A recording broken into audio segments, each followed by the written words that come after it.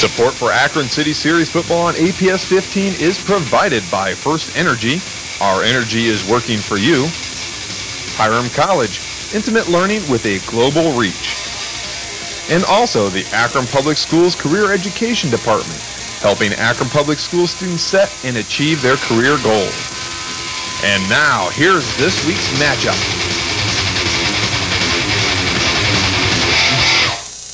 The 22, so Kenmore will take over at their own 22-yard line. The Cardinals in the white jerseys with the red and black numerals, black pants. Again, a new helmet this year for the Cards. They got the big K, no longer the Cardinal on there. Let's set that offense for you. In the backfield, sophomore quarterback Tim Lambus, the fullback number 47, Rusty Nottingham, and getting the started tailback is number 10, Dante Moore. The offensive line, the tackles, Dane Schaefer, 6'2", 245. Chad Wassam, 6', 285 freshman. Dane Leffler is the guard, 6', 335. Coleman, the other guard, at 210. Lambus under his center.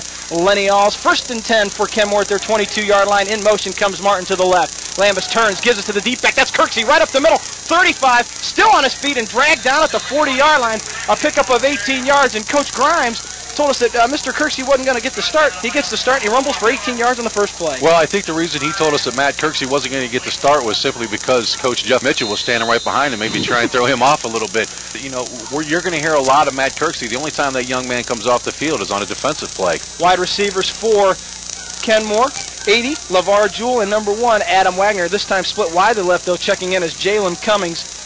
Jewell comes in motion, again turned to Kirksey right up the middle of the field, bounces close to the 45-yard line, and then brought down by a host of tacklers. Set that defense for us, George. Okay, on the Central Howard defense will be the 2 defensive ends for tonight, Edwin Taylor and number 86, Kevin Fields in the middle. Franklin Williamson and Mike Kearney, a 155-pounder and a 255-pounder. The linebackers for tonight, Jermaine James, James McCants, and Larry Valerie. The 2 safeties, Dion Miller and Tony Sykes. The 2 corners, Adrian Burton and Leandre Blakely. 2nd and 7 for Kenmore, right at their 45-yard line. I formation again, deep back is Kirksey. He gets the ball banged down right at the line of scrimmage. Nice job by the interior defense of Central Howard, and that's coming up from his linebacker or deep back position is Dante Moore on the stop. Is going to set up a 3rd and long. Well, Kenmore wins the battle in the weight division here right now. Their line outweighs Central Howard's line by difference of 247 to 209 as a fly flew in my mouth. Sorry about that. LeVar Jewell split wide to the left. He's got Martin along with him. Lambus, the sophomore, center, under center. Takes the handoff, gives it right up the middle. That's the fullback, Nottingham, takes it into Central Howard territory down to the 45, a pickup of 10. So right now, you can see Kenmore, the offensive line, especially in the middle. Alls, Coleman, and Leffler doing a nice job of coming off the ball. Well, I tell you what, Ailes, a 165-pound sophomore. The kid's got a lot of guts. He's going up against 2 big tackles. Well, actually 1 big tackle, Mike Kearney, 255-pound senior, but good ball off the ball. 1st and 10 for Kenmore, moving left to right in Central Howard territory. Nothing, our score, 10-19 first quarter. Kirksey left side, he's got a big opening down to the 36-yard line, a pickup of 9. And boy, I'll tell you, my hat's off to this Kenmore offensive line, because right now they are destroying Central Howard up front. Well, you know, if you've got Dion Miller and Tony Sykes on the tackle every time, you've got problems, because that means Kearnsey is into the secondary, and they can't keep doing that all night long. The front 4 for the Central Howard defense has got to step up and stop this. And Coach Grimes said, hey, look, with the sophomore quarterback in Lambus, we're going to keep the ball on the ground and just pound it inside. Robert Peterson checks in as the fullback. He gets it. He's across the 35 down to the 33-yard line. It'll be a pickup of 4, first down for the Cards. They keep the chains moving. Well, I tell you what, Robert Peterson, a 6', 245-pound sophomore, really looks good. Good running back, lowers his shoulder down and gets straight up the field. I really am impressed with Lenny Alls, the center for the Kenmore Cardinals. What a little man that guy is. Another first down for Kenmore. They've got a nice drive going. It started all the way back at their 22-yard line. They're at the Cardinal, or the Central Howard 35. Again, the handoff to Kirksey, left-hand side. No, nice job from his strong safety position as Marcus Manley comes up and makes the tackle for a loss of 2. Well, once they finally didn't have an answer for somebody on the Central Howard Eagles, and Matt Kirksey was able to be stopped for a loss. Loss of 2, so it pushes it back to the 35-yard line. 9 minutes left to go in the opening quarter. No score from Ellett, Dave Downey, George Seifert on 91.3 The Summit, WAPS. Glad you could join us on this hot, sticky, muggy Friday night Under center is Lambus, 2 receivers to the left. Gives the hand off to the fullback. That's Nottingham again, and just carries people with him back to the original line of scrimmage, which was right at about the 32-yard line. Boy, that is a strong fullback in Rusty Nottingham. They have him listed as 5'11", 180-pound senior, but that young man is strong. Give him a pickup of 3 yards on that. Again, right in the middle of the line is where they're running, right over the little guy for Central Howard, Franklin Williamson, the nose guard, 5'4", 155, and they're taking advantage of it now. 2 receivers split wide to the right. That's Wagner and Jewell. Now they bring Nottingham to a wing position. Kirksey, the only back behind Lambus. He gets it straight up the middle. Plenty of room. He's to the 20. He's to the 15, 10, 5. Dragged down at the goal line. Takes it across. 6 points for Kenmore with a beautiful run of 30 yards. Call it about 32 yards for Matt Kirksey. And just like that, the Cardinals are on the board. 6-0 our score. Well, I tell you, that's classic powerhouse running. Just keep giving it to the backs, give it to the backs. And Kenmore has a host of running backs. And like we said, this game by no means was going to be a blowout. This is just going to be up and back down the field. And the last team to score, I think, will be the victor here tonight. How about that drive for Matt Kirksey and the Kenmore Cardinals?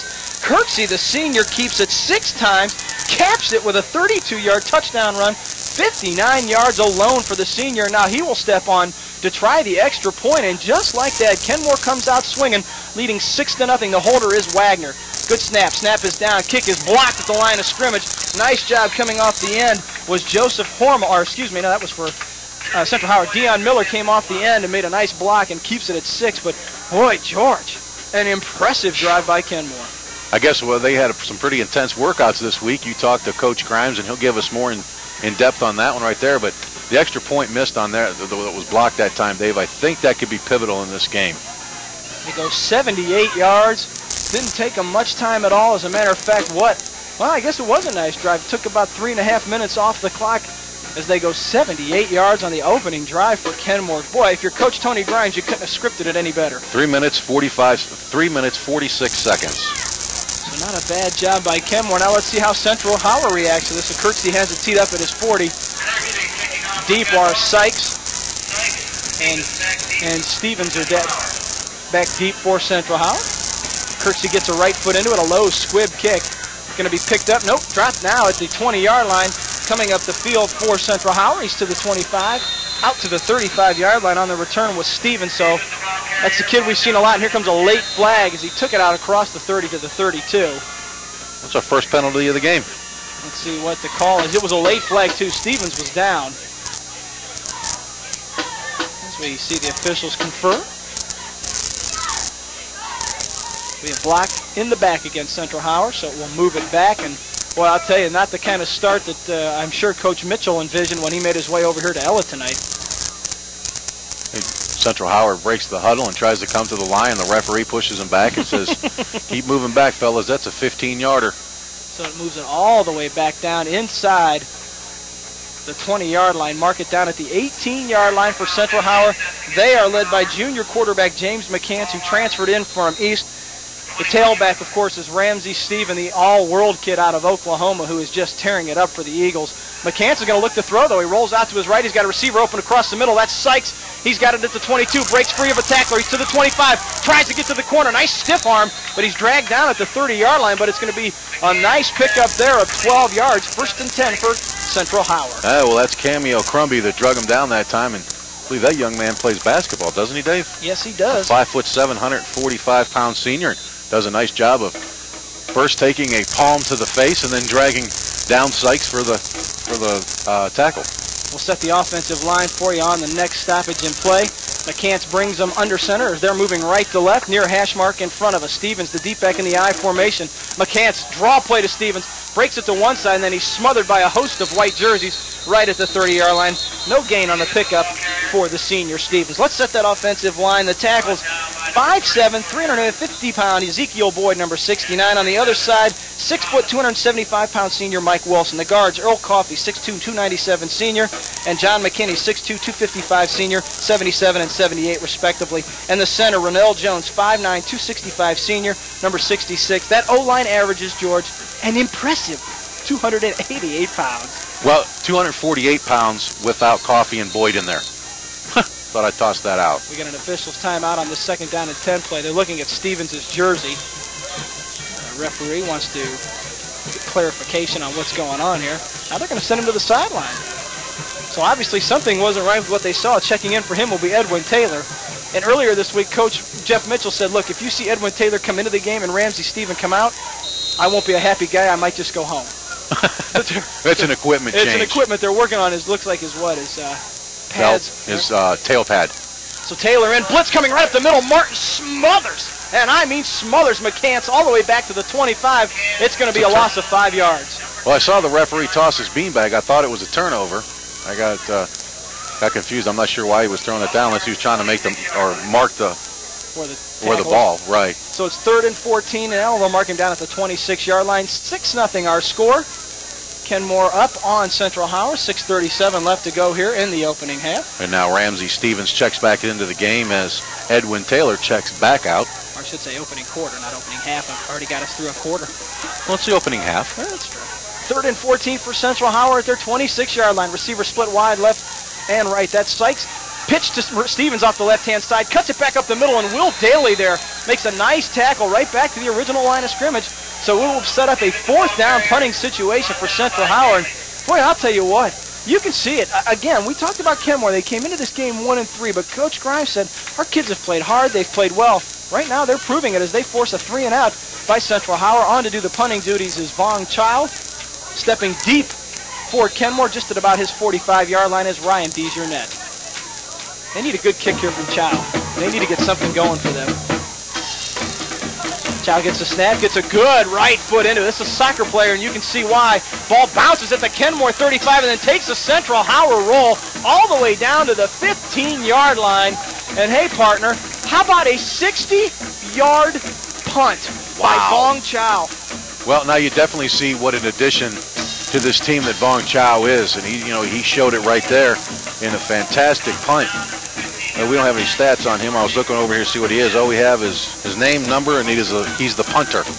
Well, he booted it away at the 20. The line of scrimmage was the 25, and it's all the way down to the 15-yard line. So a 60-yard punt, that's not something you say a lot in high school football, but Kenmore takes over at their 15-yard line. Martin and Jewell come split wide to the right. Deep back is Kirksey. Fullback Nottingham in front of him. Now Martin comes in, motion to the left. Lambus hands, gives it off to Kirksey. To the left side, breaks one tackle, and he's brought down. Nice job, open field tackle by Ryan File. Well, Mike Kearney was in on the play, too. Defensive tackle for Central Howard, 6', 255-pound senior. They're going to say he got back to the line of scrimmage. And, hey, what a job that Kenmore did on Ramsey Stevens. He touched the ball 2 times in that set. No yards both times. Well, 4 and out. The result of that is... And they had a sack. The big punt. 6-0 our score. Kenmore up. 5 minutes left to go in the opening quarter. Jewell comes in, motion to the right. Again, I formation behind the sophomore quarterback Lambs. He's yet to put it up. He'll hand it off again to Kirksey. Breaks one tackle, tries to get back to the middle of the field, and at best picked up a yard. Nice job that time by the outside linebacker for Central Howard, who closed it off. That's Larry Valerie, sealed him back inside. You got a host of kids that came in on the play that time for Central Howard, and there was just... what you got to really appreciate is the second effort of Matt Kirksey. He was stopped originally at the line of scrimmage and then drove for an extra couple of yards, got 3 yards out of the play, which is good.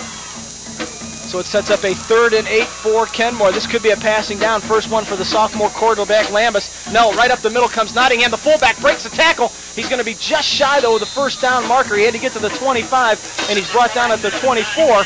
So he picks up 7 yards, but it's going to be 4th and 1 for Kenmore, and Coach Grimes is going to send on the punting unit. That's a smart thing to do. You got your running game working, but this time it just didn't work enough for you, so go ahead and take the punt. But Coach Tony Grimes, a conservative kind of guy, and I don't think you want to even mess around with a fake punt down here. I wouldn't think. He'll just bring Kirksey. He'll stay on the field. He'll punt it away. Tony Sykes awaiting for the punt at his 49-yard line. Low line drive kick. Bounces at the 50. Big bounce, but Sykes gets away from it. Takes a little bit of a Central Howard bounce, and he's down right at the 44-yard line of the Eagles, so they will trot back onto the field, down by 6, 3:40 left to go. And you look at these two teams, changes to the uniforms for both of them. We talked about Kenmore this year, got the big K on their helmet instead of the cardinal that we're used to seeing. And for Central Howard, the red helmet still, but they've got the blue C and H on there, and that's something you noticed that right away. Well, I asked Coach Mitchell about that, and he said that they just haven't gotten around to changing it. Now I don't know if they're going to, since they're off to such a fantastic start. He said it's been what has gotten them to where they're at. I think it's more than that. I formation for Central Howard. They trail 6-0. 1st and 10 from their 44. Stevens this time right up the middle. Big hole across the 50. Still on his feet. Takes it close to a first down at the Kenmore 46-yard line. But that's the one thing that Coach Mitchell wants to see out of Stevens. He said the last couple of weeks he's dancing, but he hit that hole and get it going north and south. You know, that's what you've got to do. If you have lateral movement, then you need to be a linebacker, because that's where the lateral movement really comes into play. As a running back, you need to run north and south only. Marcus Manley checks in as a wide receiver. Sykes and Manley split wide to the left. Kevin Fields, the tight end, on the right-hand side. I formation once again. McCants, the junior quarterback, under center.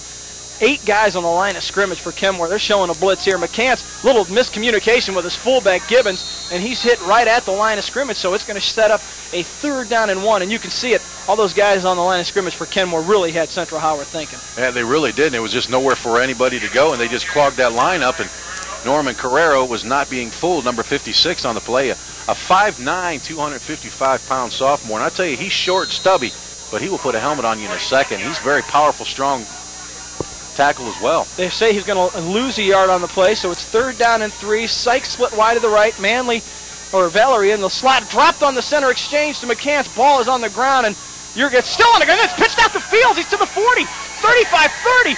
Holding on for dear life is Moore, and he brings him down at the 18-yard line. And boy, I'll tell you what a beautiful play. It looked like McCants picked it up, saw Fields was open, and just shoveled it to him. Hey, you can't script it any better than what they just did. Make it look like there's a rugby scrum going on, and then toss it out to number 86, Kevin Fields, and have that big 6'2", 215-pound junior rumble on down the field. Kenmore defenders came up, tried to strip the ball from him, and all he did was keep on rumbling for another 5. Well, it goes for a pickup of 26 yards on the pitch. 1st and 10 now for Central Howard inside the 20-yard line of Kenmore. Stevens breaks off a tackle down to the 10-yard line. Give him a pickup of 8 hard yards. It's going to set up a 2nd down and 2. And, hey, when things are going your way, partner, those are the kind of plays you get on that 3rd down and 3. Well, you know, when luck is on your side, that's exactly what happens, Dave. And seems that the glory who be shine down on Central Howard right now. Boy, do they need to put put points on the board here now. Down 6-0, 1:40 left to go in the opening quarter. Split wide to the right is Sykes. In the slot is Valerie. Offset eye this time behind McCants. Now they're going to move Gibbons a little bit farther outside. Now they're going to put him just about even with Stevens. Stevens is going to get the handoff off the left side. Bust one tackle inside the 10, down to the 5, and brought down right there. But it's a pickup of 5 yards. 1st and goal for the Eagles. They're knocking on the Cardinal front doorstep. What an impressive running back Ramsey Stevens is when he goes north and south. When he decides not, just to go north and south and not do that lateral or back and forth little juke and wait for the hole. Hit the hole, assume it's going to be there. I'm pretty impressed that they're also running off the left side, which is Wilson and McKinney's area, and not Coffee and Boyd's other side where the bigger boys are. Well, you know what? If you look at it now, Coffee is out of the game. They got Kearney in as the right tackle. And there you go. Here's a pitch to the right to Stevens. Looks to get a block from Gibbons. Doesn't get it. Now he's going to try to reverse field. A lot of white jerseys there. He's in trouble now. And he's brought face mask all the way back to the 15-yard line. Let's see if they call it. It'd be a loss of 10. And he is down on the ground. I've yet to see a flag. I don't know if you did. There's laundry on the field. The ref immediately ripped it out of his pocket and threw it down. Well, I'll say this. It did look like a face mask from our vantage point up here. Let's see the call. See, it's laying right there in front of him. There you go. Face mask against Kenmore. And that hurts because that was going to be a loss of 10 yards. Now they'll move it half the distance to the goal line. And it'll still be 1st and goal for Central Howard. So it's at about 7.5 yards to put down in the scorebook. Well, no, actually they'll call it from where the spot of the foul was, then move it forward. So they actually moves it back. Yeah, now they're going to talk about it because where they have it right now. I don't think that's correct. The spot foul was about the 13. As they discussed that there has been a change in the offensive line for Central Howard. You talked about the big kid, and that was McKinney. He has moved to center for Rennell Jones, who Coach Mitchell told us before the game was a little banged up. Mike Kearney then steps in and takes over as the right tackle. So they've got it set now. 1st down and goal at the 7-yard line. So it actually ends up being a loss of 2 yards for Central Howard. Turns, gives it to Stevens off the right side. Big hole, cuts it back up the middle, takes it in for a score. 6-6 our scores. Boy, Stevens did a nice job. It was closed up inside, bounced off the right, took it in for the 7-yard touchdown run. Well, 3 minutes and 20 seconds ripped off the clock for a 7-drive play. Caps off in 6 points. Now we'll see. This could be the pivotal point of the game, Dave. What I was saying before, that 1 point may come back to haunt the Kenmore Cardinals. And Coach Mitchell's having a hard time getting a play called in that he wants. He had his kicker Fields, who's his tight end, go out there, but it looks like they're going to go for 2 here, and that's what they're going to do. You've got 2 receivers to the right, 2 to the left. That's Sykes and Manley to the right, 11. Miller and Valerie to the left. The deep back is Stevens on this 2-point try by Central Howard. McCants turns, gives to Steven, hit right at the line of scrimmage and brought down. Boy, nice job by the linebacker on that. Eric Harris did a nice job of stuffing that. They saw that all the way. And the kid you talked about earlier, Norman Carrero, in on the tackle as well. So the failed 2-point conversion, we're tied at 6 with 21 seconds left to go in the opening quarter. Well, that play never had a chance anyhow. They knew that Ramsey Stevens was going to get the ball, and all they did was leave 3 guys home, Brown, Carrero, and Schaefer. All they did was eat him up in the backfield, so that play was doomed from the start. So both teams having trouble on the extra point and 2-point attempts. Of course, Kenmore has had their extra point attempt blocked, and here Central Howard goes for the 2-point conversion, and you're absolutely right. That didn't fool anybody on the Kenmore side. Stevens was going to get the ball, and they were sitting there waiting on it. Well, I tell you what, Ezekiel Boyd and Earl Coffey are some large fellows that are now sitting on the bench drinking. Earl Coffey was at media day with Coach Mitchell, and he said I was saying unnice things to him. He's a big kid. Fields kickoff is away. Grabbed by Desernet right at his 16-yard line. Tries to get in behind the wedge. He's got some blockers out in front of him. Busted to the outside. He's to the 30, 35, and then brought down. Nice tackle by Sykes. All the way out to the 38-yard line, though. A nice return of 22 yards for Desernet. And Desernet, a kid that is pretty exciting. Coach Grimes telling us, if he gets the hand on the ball, a lot of positive things will happen with that. So it's 1st and 10 for Kenmore at their 36-yard line. 14 seconds left to go in the first quarter. 6-6 our score. Dave Doney, George Seifer, glad you could join us on this Friday evening. City Series action on 91.3 The Summit, WAPS. Martin in motion to the left. Jewell, the lone receiver, to the right. Lambus right up the middle of the fullback, Nottingham. And I'll tell you what, that big fella, when he gets the pads squared and going forward, he is a load. Give him a pickup of 6. You know what? And I even like that name, Rusty Nottingham. That sounds like a football player. End of the quarter. End of the quarter, our score. It's 6-6 here at Ellett High School between Kenmore and Central Howard. We'll have second quarter action for you in just a few moments. First Energy joins you in support of Akron City Series football on 91.3 The Summit. First Energy, our energy is working for you. Support for City Series football on 91.3 The Summit is provided by Hiram College. Founded in 1850, Hiram College continues today as one of the nation's most respected liberal arts institutions. Hiram's academic calendar, known as the Hiram Plan, is unique to the nation and provides unmatched opportunities for study abroad and hands-on learning opportunities in every discipline. For more information about Hiram College, call 1-800-362-5280 or visit hiram.edu.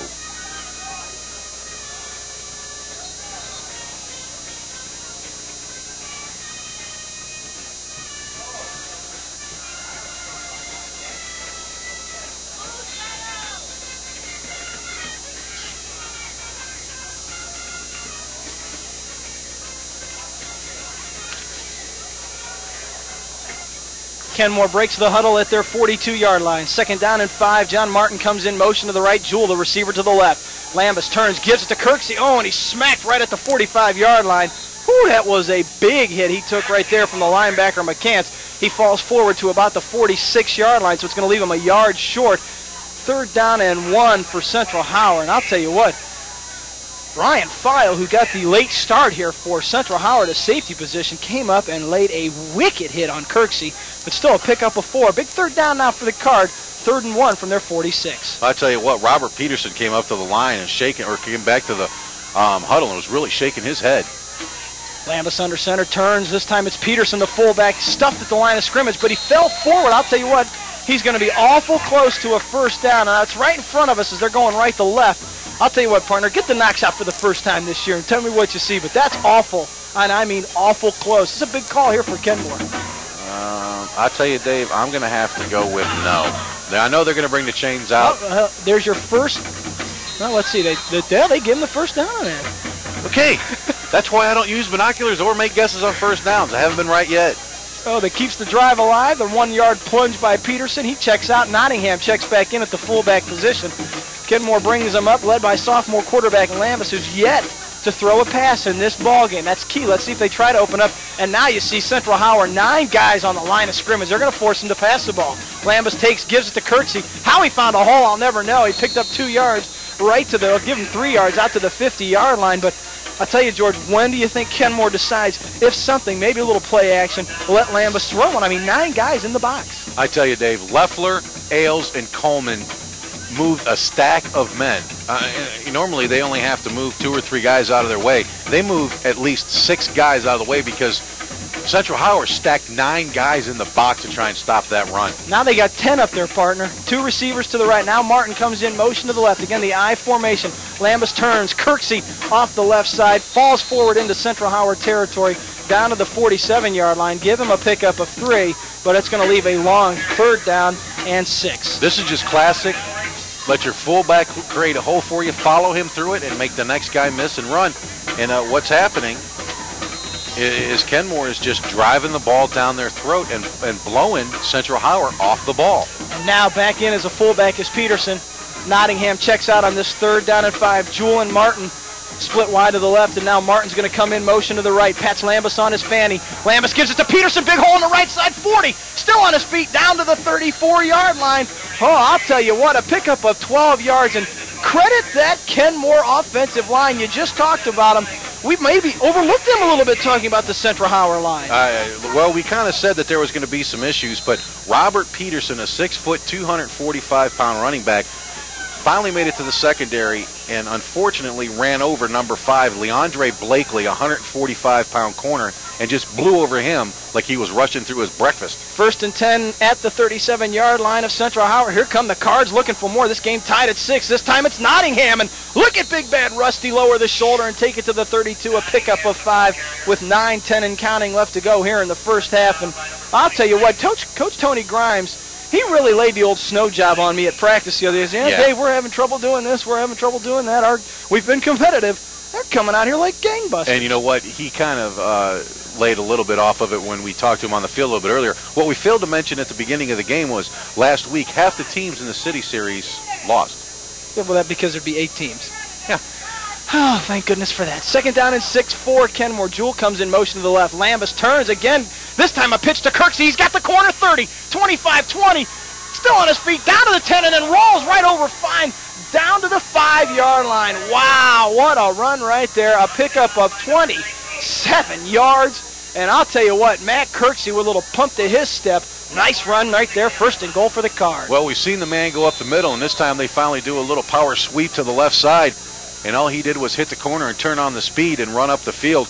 Impressive job that time of getting up the field. And File. Corner Ryan File was on the tackle that time. 1st and goal for Kenmore at the Central Howard 5, looking to take the lead at 6-6. Peterson could stroll in off the right side, and he does. 5-yard touchdown run. And how about these Kenmore Cardinals, baby? They have yet to throw a pass. It's all been on the ground, but they have a 12-6 lead, 8:14 left to go in the half. Unbelievable. 9 plays later, they're in for another 7 or for 6. We didn't want to jump too far ahead there.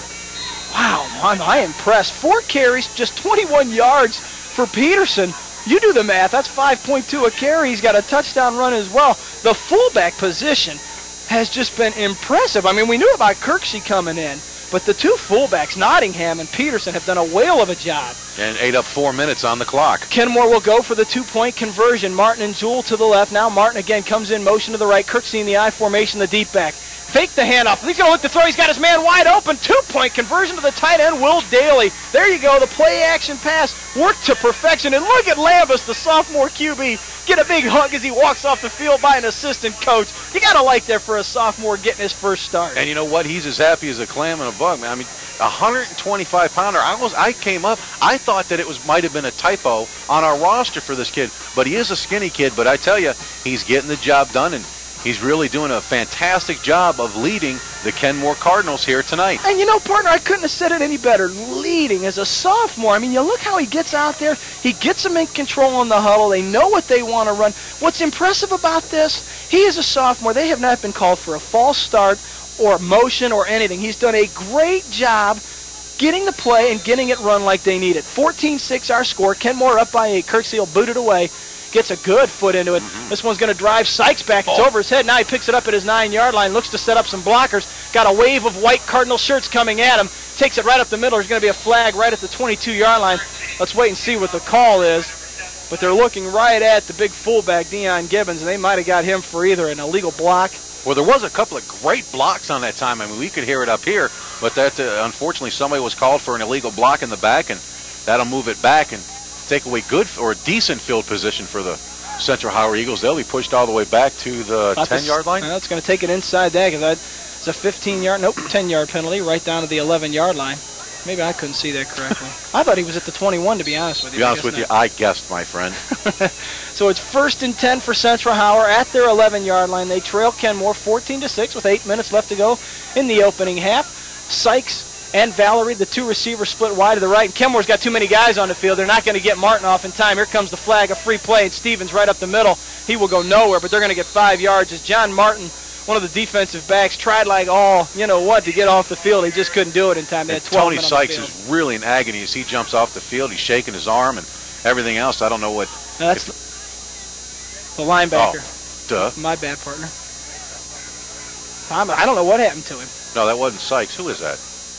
Jason Thomas. Jason Thomas. The linebacker. I don't know what happened to him, to be honest with you. I didn't see it, but he's really ailing, and he's got off the sideline and ripped his helmet off, and he's going to get some attention to him right now. That's a second penalty. Yeah, that's just the second penalty for Kenmore? Yeah, both teams have 2 penalties. I was going to say, they're having, well, we remember what happened to us last week. 160 yards and 20 penalties later for one team. So it's 1st and 5 after the penalty against Kenmore at the 16-yard line. Well, that's their third penalty. I am sorry. Sykes comes to the right. Manley's in the slot to the right. I formation. Kenmore showing blitz, and here they come right up the middle, but Stevens has got it. He's got room, too. 25, still on his feet, takes it close to the 30 to the 29-yard line. He's got a pickup. Well, that's a nice pickup of 12. Yeah, give him 13 yards. It'll be a first down coming up for Central Howard. They trail, though, 14-6 with 7.5 left to go in the second quarter. As soon as I figure out how this game of football works, I'll be able to put the penalties down in the proper place. Both teams do have 2 penalties in the game, 25 yards for Central Howard and a total of 8, 9, 13 yards for Kenmore. 7 carries, 41 yards for the senior Stevens. He also has a 7-yard touchdown run. 1st and 10 at the 29 for Central Howard. Gibbons, the fullback, right up the middle. And I mean, Gibbons is a load. They list him at 5'11", 193 as a sophomore. Let me tell you something. If that kid's 193 pounds, then I'm only 110. That would make me only 115. Because he is and he's got some Earl Campbell-sized thighs on him on that 5-yard pickup. And, you know, like you said earlier, they pulled Ronell Jones out of the game because, what did Coach Mitchell say? Sore shoulder. He said he had a sore shoulder. Don't be surprised if they didn't make the move. And McKinney, again, if you join us late, has moved from his tackle position to the center. McCants with a handoff, fakes it, pitches it out to Stevens. Nothing but white jerseys there. Now he's in trouble. Well, I'll tell you, nice job of pursuit by that Kenmore defense. And again, a great job up the middle. It looked like Norman Carrero, one of the first guys there. And we have called that young man's name quite a bit. It's going to push it. I don't know how they're only going to give this kid a loss of 2 yards. But they're going to say he was down at the 27. His forward progress was stopped there. What? That's what they're going to say. So it's a loss of 3. No, you can't call it there because he got the pitch farther back. That's what I said. That's what they're going to say. It's worse. That's okay. It's okay. 3rd down and 13 for Central Howard. They need a big play here. Sykes, the receiver to the right. Cliff Gay, the cornerback, covers him. Up to the top is Valerie. Pro set formation for McCants. He's going to look out here to Sykes. He's going to throw it up and let him go up and get it. But it's thrown out of bounds. It was thrown on his inside where he had to make a tough adjustment to the ball and couldn't come down with it. So an incomplete pass for Central Howard is going to leave him 4th and 13. And I am sure that Vaughn Chow is going to step on the field. If you missed it, he had a 60-yard punt the first time for Central Howard. Just out of the reach of Tony Sykes that time, unfortunately. The ball was just a little over him, and he couldn't keep staying bounds and try and get the ball. He was also thrown a little bit behind him. But thrown in a good place, though, Dave. The defender certainly couldn't get the ball and make an interception. So Chow steps on the field. Line of getting off the field is late. Late, yeah. They get the long snapper in.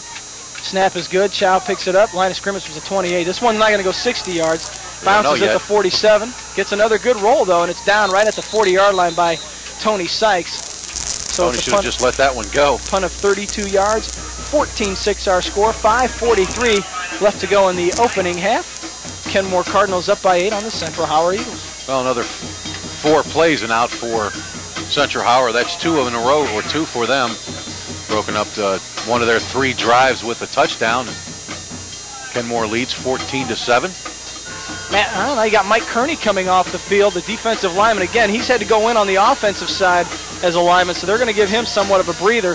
He really didn't want to go both ways. 1st and 10 for Kenmore at their 40-yard line. I formation again. This time it's Nottingham. Busts one tackle and takes it out to the 44-yard line where he's tackled by Kevin Fields and File. Boy, File has been in on a lot of plays for Central Howard tonight. He certainly has, and we didn't think that he was even going to start the game, and he did. But I'm impressed with these fresh legs that Coach Tony Grimes keeps rushing into this game between Dion Gimmons. Wrong one again, stupid. Hope if I had the right one. Rusty Nottingham, Matt Kirksey, and Peterson. Peterson checks in, as you mentioned, right now for Nottingham. He's the fullback in front of Kirksey in the I set. Martin comes in motion to the left. Jewell, the receiver, to the right. Lambus turns, gives to Kirksey full head of steam right up the middle, and then he is buried by a host of Central Howard tacklers. He got back to the line of scrimmage, so it's going to set up a 3rd and long. Give him. I'm going to say he got back in line of scrimmage, so no pickup on that carry. Looks like Central Howard might have made some defense or some adjustments on defense this time. Well, there's a couple kids that are getting the start. Jason Cutting checks into the game for the Kenmore Cardinals. And Marcus Manley takes over at one of the defensive tackle positions for Kearney, again, who has to play on the offensive line due to an injury. So it's 3rd down and 5 at the 45-yard line for Kenmore, moving right to left in the white jerseys with the black trim and red numerals. Jewell comes in motion to the right, fakes the handoff, then he pitches it to Kirksey, trying to get to the corner. He does that. He's to the 50. He's to the 45, and he's knocked out of bounds at the 40-yard line. So a nice pickup. Well, they'll mark him out at the 42-yard line, so it's a pickup of 13 yards. But again, a 1st down and a nice job of selling the fake to the fullback, and then a nice quick pitch from the quarterback to Kirksey. And you know what? Sean Whitlow, number 22, a 5'9", 170-pound senior, checks into the game and was able to make the tackle that time, or Matt Kirksey might have been in there for another 6 points. So it's 1st and 10 at the 41-yard line of Central Howard. Kenmore on the move again, up by 8 with 4:20 left to go in the opening half. Right up the middle of the field is the fullback, Peterson. Takes it inside the 40, down to the 37-yard line. Give him a pickup of 4. And you know what this does? This just chews up the clock, Dave. And I'm sure Kenmore would like to do nothing more than to sit there and chew this clock up the way they have been the majority of the game. Well, you know, it was funny. We were joking with the coaches before the game. Hey, guys, there's a weather storm moving in this way. And Coach Grimes and Coach Mitchell said, well, we want to move this thingy along then. And I'll tell you what, they've kept it on the ground. They've chewed up a lot of time on their drives. They got a 2nd down and 6 right now. Well, you know, because so far they've had 2 lightning strike delays in their games. Lambus turns. This time it's Kirksey. Bounces outside. Fields cuts him off. Then he's going to get help from Files and Miller from his safety position. Nice job there by Kevin Fields. He took on the blocker from his defensive end position, strung it out, and then the rest of the troops came up, and it's a loss of 1 for Kirksey. It's going to set up a 3rd and long for Kenmore. Yeah, but you know what, Dave? It's a game of small little battles.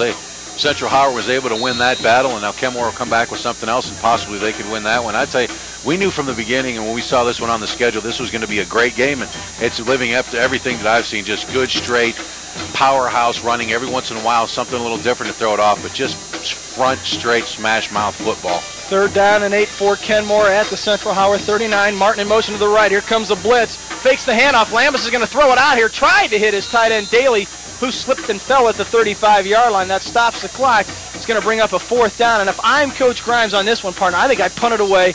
If Central Howard's going to score, make them go the length of the field to do it. Let's wait and see what he calls. I think you do go ahead and punt the ball, and so you don't, let your defense have a chance. They've been doing a good job. 2 of the 3 drives, they've stuffed them. So we'll see what happens. So Kirksey will stay on the field and punt it away. Tony Sykes inside his 15-yard line. Central Howard down. And we're going to have a timeout. So we'll take a timeout as well with our score 14-6. Kenmore up by 8. You're listening to City Series Football on 91.3 The Summit. Support for City Series Football on 91.3 The Summit is provided by Hiram College. Funded in 1850, Hiram College continues today as one of the nation's most respected liberal arts institutions.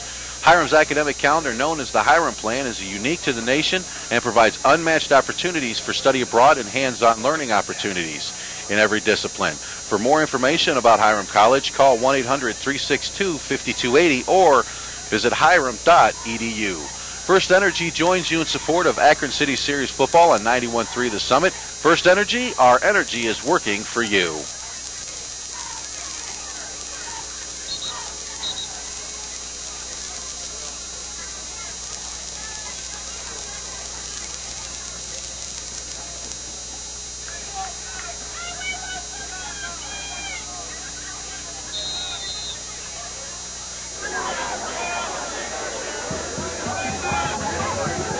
Kenmore getting ready to punt it away. They lead 14-6. Kirksey has the snap, gets a foot into it. Sykes is going to let it bounce at his 15, and it's going to take a Kenmore roll. Can they stop it before the goal line? And Peterson taps it back to Daly, and they down it inside the 5-yard line. And boy, I'd say that's a tough call for the deep back Sykes, because George, I know how many times you tell guys plant your feet at the 10 and let that thing go by you.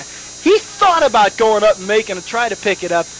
It's a tough call any way you look at it. And now they get the ball at their own 4-yard line and have to drive 96 yards. With 2:46 left to go. Now, they do have all of their timeouts left in here in the first half, down by 8.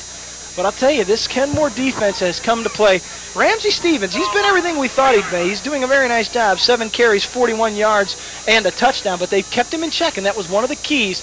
Keep him contained. 1st and 10 for McCants and the Eagles. The junior takes the handoff, gives it to Stevens. He's buried at the line of scrimmage, falls across the 5, and he's brought down right at the, well, maybe they're going to say, did he lose a couple of yards on that? Well, he's laying in the end zone right now, so I'm not real sure where they're going to mark the ball. Well, it's hard to see with this thing in front of me here. But they're going to say he lost 2 yards. I thought he got it out across the 5, but lost it 2. So they, again, you look at the job that Coach Grimes has done with his defensive unit here. McCants threw a pass early on. It was a 12-yard pickup to Sykes. They've only thrown one after that. I'm surprised they haven't tried to go to the pass a little bit more. Well, I'm not sure you really want to go to the pass this deep in your own territory, but you've got to be able to power out of this thing somehow, some way. But Kenmore knows they're going to Ramsey Stevens is going to get the ball. McCants is going to throw from his end zone. He flips one out here. He tried to hit the wide receiver Sykes.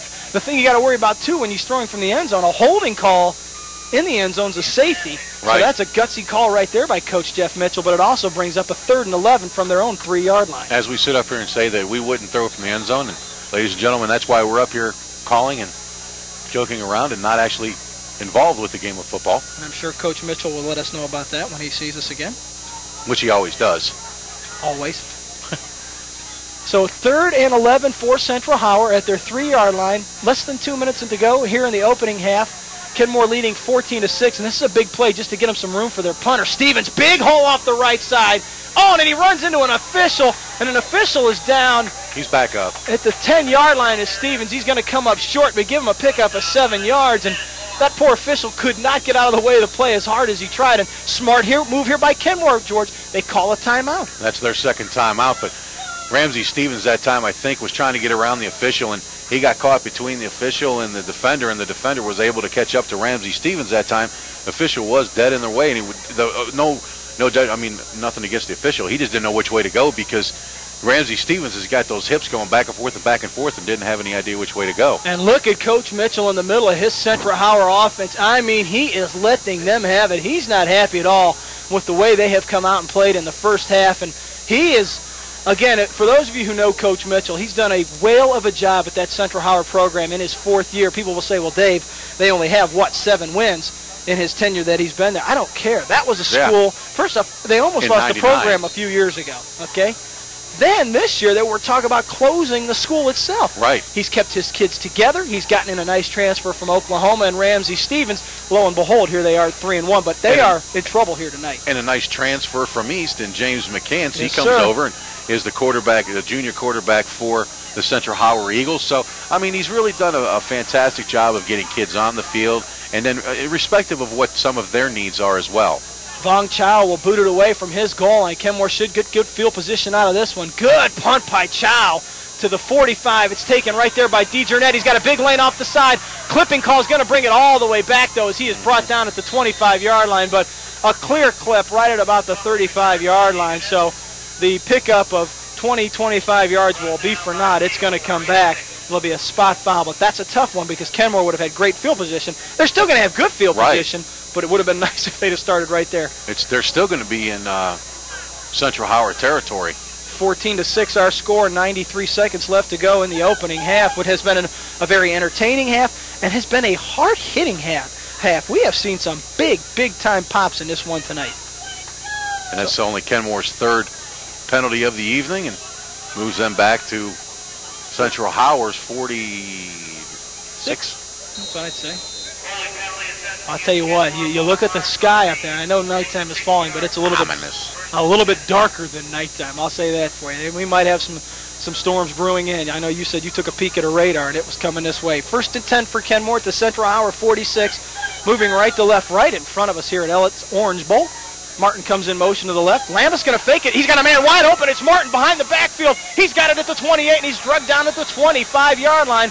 A pickup of 19 yards. Again, the play action, Central Howard had 10 guys on the line of scrimmage. Martin came in motion, snuck out. Lambus hit him. You know, you see high school ball and you think of everything, you know, you think of the program, but then you think back to some of these kids, 15, 16, 17, 18 years old, presence of mind to catch the ball and then get out of bounds to stop the clock at 1:27. And how about that John Martin? He was the starting quarterback. He was moved out of that position. He'd been struggling. Coach Grimes said he took it well. He kept his head up. He's playing a pivotal role here tonight. 1st and 10 at the 25 of Central Howard. Here come the Cardinals. Another pitch to Kirksey. Nice job. Cuts it back up inside and then is smacked down by a host of Central Howard tacklers. But, boy, I'll tell you what, from his line or cornerback position, Leandre Blakely had the big hit to stop him. Well, Deion Miller was in the backfield and got juked on and couldn't make the play. But like you said, Leandre Blakely came up from his cornerback position and just put a wicked lick on him to stop Matt Kirksey. Kenmore, I think, has got to get a little bit more step to their purpose. I mean, more purpose to their step. The clock is now under a minute. They lost a yard on that carry by Kirksey, so it's 2nd down and 11 at the 26-yard line of Central Howard. Kenmore up 14-6. Kirksey, the deep back. Look at this. 8 guys on the line of scrimmage for Central Howard. A little reverse inside handoff, and they give it to Nottingham, who takes it inside the 20 down to the 16. Give them a close pickup of 10, and they're going to take a timeout right there, their final timeout. That is their last timeout, Dave. 39 ticks left on the clock, and Kenmore's trying to get another score in there to put the game up 21 to 6 before the half. So we'll see what happens here. 7 carries, 44 yards for the fullback, Nottingham. I'll tell you, they have done a great job on the ground. And when Lambus is needed to make a pass, he did on the 2-point conversion, and he did right there a few seconds ago on the pretty 19-yard completion to John Martin. They are down to the 16-yard line. They need to pick up a yard, or maybe the 17-yard line. They need to pick up 2. They got to get to the 15 for a first down. 39 seconds left to go in the opening half. Now, again, the play will stop each time they make the clock will stop each time they make a first down, but they need to pick one up right here because you're looking at it. It would be about a 34-yard field goal, and I don't know that Kirksey has that kind of range. No, I don't think. I was watching earlier in practice, and he was just content to get in the little chip shots for the extra points. Which we saw one blocked. Right. So here we go. 3rd and 2 now they call it for Kenmore. Nottingham again goes in the wing formation. They're going to give the handoff to Kirksey to the left side. He's drugged down by Marcus Manley, but I think he's going to have enough, or he's going to be short of the first down, it looks like. So now looks like they're going to go for it, partner, on this 4th down call.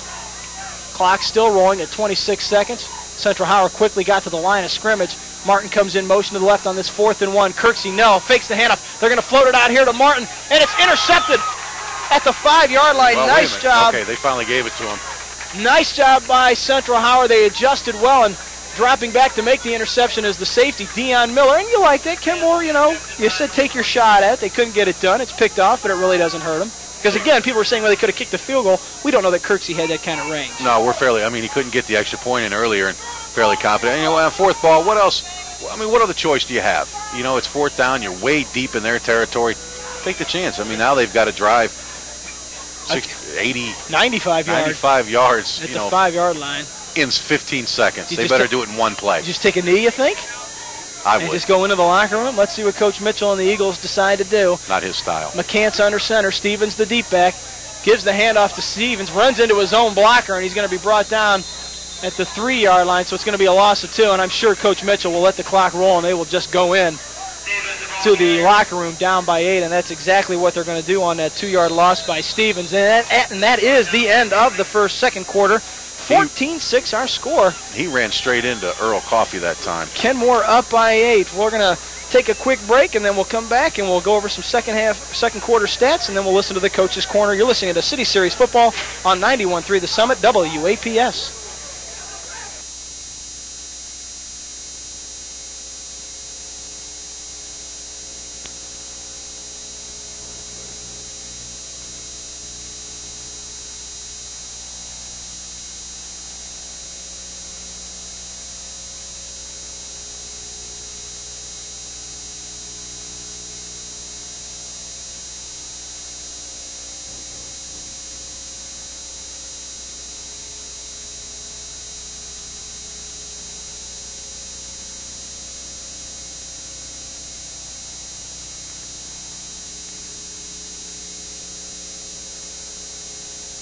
Guarantee if one coach can get his team fired up, it's Coach Proctor and Coach Garfield with a new coach, Bob Sack. They're starting to put it together. They opened up City Series play last week with a 28-0 win over Kenmore. But we're ready here for action at the Yellow and Orange Bowl. Kenmore up 14-6, about ready to boot it away is Kirksey deep for Central Howard. Again, the return team of Ramsey Stevens and Tony Sykes. And you really would like to see, if you're Central Howard, get that ball in Stevens' hands and maybe he can make something happening, because special teams, you and I both know, can really sway the momentum of a game. But let's see how it gets going here as the fans starting to get into it a little bit. Kirksey, a short pooch kick, bounces at the Central Howard 35 and then picked up by an up back at the 35 and brought down right at the 39-yard line. So it's a pickup of 4. Looks like Deion Miller, the free safety who was in on special teams, had the pickup. Well, you know, you thought you'd like to get a little better kick out of your kicker than what Kenmore did that time, but that's what happens. Again, as we've mentioned, the kicking game for both these teams is pretty much non-existent. I said to Coach Mitchell during the week, I said, what happens if you need to have a field goal or something to win a game? He goes, I'm going back where I told you I was going. I'm leaving. So that's how he knows what it's all about. So it's 1st and 10 now for Central Howard as they step to the line of scrimmage, which is their 40-yard line, moving right to left in the red uniforms with the blue trim. McCants, the junior quarterback, hands it off to Stevens again, met right at the line of scrimmage and loses 2 yards. I got to tell you, Norman Carrero, a kid that we mentioned quite a few in on that play, as long as Will Daly, but those two guys have wreaked havoc for the defense. And we have an official's timeout as one of the officials is kneeling down at the Central Howard sideline right at the 38-yard line. I didn't see what happened. See, what the official didn't do was get rehydrated at halftime. Is that what it is? He didn't get his pickle juice? That's it. He didn't get any pickle juice to rehydrate himself. As the white hat lets us know that it's an official's timeout and don't charge any of the two teams, so they might have to go to a 4-man crew. And he's standing up at his 30 at the 38-yard line. On his left side, which isn't a good thing. Coach Mitchell coming over to see how he's doing, and the head official, the referee, says, I think he's all right. Let's get him back into play. Again, I didn't see if he got bumped down or what happened. They're asking him if he's all right, and he says he is. He's kind of bent over at the 40. As you were saying, though, Norman Carrero has just wreaked havoc on the Central Howard Eagles tonight. He's been all over the backfield, and more importantly, been all over Ramsey Stevens all evening long. And it looks like Rennell Jones is checked back in as the center for Central Howard. He has 2 receivers to the right. That's Sykes and Valerie in the slot. McCants is going to drop straight back, looks to throw. Looks like they're trying to set up the screen. Pressure coming. Gets it away at the last minute. Almost intercepted at the 40-yard line.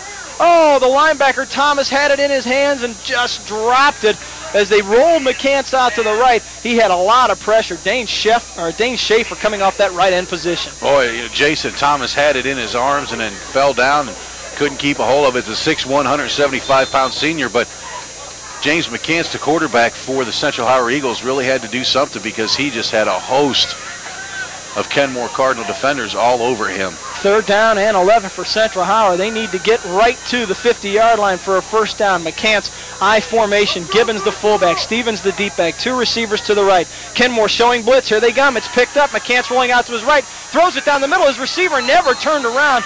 Actually, McCants threw it to the outside. Sykes turned it up inside, and it goes as an incomplete pass. But Central Howard, 3 plays, and I got to tell you, partner, it was an ugly 3 plays. Well, Tony Sykes that time was going down the field on his route and then ran into the defender and then never turned back around to see the ball. I think he might have had a shot at it, but The unfortunate thing was he never turned back around. He was too busy. Well, he wasn't busy. He was looking at the defender going, hey, what's going on here? So Vong Chow will step on to do the punting duties for Central Howard. Ryan DeJarnette alone by himself at his 30-yard line. Earlier tonight, Vong Chow had a 60-yard punt. This time it's a low line drive. Could be returnable. DeJarnette, and he let it roll past him, and it takes a bounce all the way down to the 15. Now he picks it up, gets around one tackler. He's to the 30. A lot of room, 35, 40. Up the sideline, 45, 50, 45. Cuts it back inside, and he's brought down at the 40-yard line. Oh, a nice return of 45 yards by Ryan DeJarnette. And I'll tell you what, if he can stay to the outside, he might have scored, but a nice job by Dante Moore to bring him down, or James McCants, pardon me, or it would have been 6 points. But as it is, great field position for Kenmore. They take over their opening possession of the third quarter right at the Central Howard 40-yard line. The Cardinals coming left to right, white uniforms with the black pants, red trim numerals, big K on their helmets, new this year for them. Lambus turns, gives it Kirksey up the middle. He's to the 30. He's down inside the 30, down to the 26-yard line. Give him a pickup of 14 yards, and the Cardinals picking up right where they left off. They are having no trouble running the ball down the Central Howard Eagles' throat. And I tell you, that's no easy task to be able to run over these guys. That's a big defensive line that the Central Howard Eagles have put on the team. They've even gone as far as to put 9 guys in the box to try and prevent the run, and it hasn't worked a bit. I'll say he was down at the 28-yard line. 1st and 10 for Kenmore. Martin comes in, motion to the right. The sophomore quarterback Lambus gives it off to Kirksey. He takes it close to the 25-yard line. Give him a pickup of 2. It's going to leave a 2nd down and 8. And right now, Kirksey, 19 carries. Unofficially, 131 yards. Well, that's a credit to the front line of Wassam, Leffler, Ailes, Coleman, and Schaefer. 335-pound Leffler on the left side there, and he's getting the job done real well. But you can't take anything away from the other side because Kirksey's ran to that side as well. 2nd down. This time they give it to Kirksey, but look like there might have been a little bit of an offsides maybe on Central Howard. Let's wait and see. And on that play, the cornerback, Ryan File, who's played a lot tonight for the Eagles, came hobbling off, and it's going to be a penalty, offsides against Central Howard, so that will move them back 5 yards. And boy, I'll tell you what, there's not been a lot of laundry on this field here tonight. I think both these teams have played a well-disciplined ball game. We've only had 6 total penalties in this whole game. So instead of a 2nd down and 7, it's 2nd down and 2 at the 20-yard line of Central Howard. Kenmore on the move, left to right. They lead by 8, 14-6, less than 10 to go in the third. Kirksey sneaks back up the middle of the field. He's got a 1st down and then some. Takes it down to the 15-yard line. There'll be a pickup of 5. And I tell you, my hat's off to that offensive line for Kenmore. You mentioned all of them. Leffler, Schaefer, Els, Coleman. They have just done a fantastic job. I mean, they have really gotten off their blocks well. And don't forget about the freshman, Chad Wassam, number 74. They have done a yeoman's man's job here tonight. 1st and 10 for Kenmore at the Central Howard 15, looking to add to their lead. 14-6 the Cardinals lead. Right up the middle is Peterson. I'll tell you what, it doesn't matter if it's a white jersey or a red jersey. He's lowering the shoulders and booming away. That time he did do just that, Dave. He lowered his shoulder and just went straight ahead. When that guy is parallel to the ground, he wreaks havoc on his own men as well as the Central Howard defenders. A 4-yard pickup for Peterson, and hey, I see big Ezekiel Boyd throwing his helmet on. I wonder if they're going to put him in defensively to try to clog up the middle a little bit. They might have to go to a nickel package. 2nd and 6, right up the middle is Nottingham. Sorry about that, George. I didn't mean to step on you. He takes it inside, close to the 5-yard line. They need to get right to the 5 for a 1st down. And look at this. Big Earl Coffey and Ezekiel Boyd. 300 and... Well, as Boyd goes 350 and Coffey 297. They will now anchor the middle of that defensive line for Central Howard. Well, they brought out Franklin Williamson, who's a 5'4", 155-pounder. I don't see who else came out of the game, so those two big boys can clog up the middle of the field. 3rd and 1 for Kenmore at the Central Howard 6-yard line. Lambus gives it to Kirksey up the middle, squeezes to the left, still on his feet, and takes it inside the 5, down close to the goal line, to the 2-yard line. It's a pickup of 4. 1st and goal for Kenmore, trying to add to that 8-point lead. And who was the first man to grab onto Kirksey that time? Earl Coffey. I'll tell you, Coffey is a big, big fella. That's for sure. And you know what? We talked about Franklin Williamson. He's a little guy. He plays hard at 5'4", 155 pounds. But credit Kenmore, they have run right between the tackles and have done a nice job of it. First and goal for Kenmore at the 3-yard line. Martin comes in, motion to the left. Lambus, the sophomore quarterback, keeps it himself off the right side, takes it in, untouched for the touchdown. And how about that sophomore? Our score now 26, but we do have a player down. Oh, and he is writhing in pain. Let me see if I can see who that is. It's an offensive lineman for Kenmore, laying right at the goal line. And boy, oh boy, you don't like to see this. Can't see who it is. They've got him laying down. And I'll tell you what, George, he went down in a hump. I mean, the kid never even moved.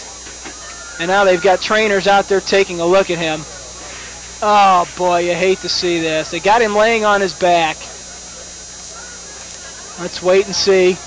As big Ezekiel Boyd lumbers off the field. I can't tell, but it sure looks like that might be Let me see.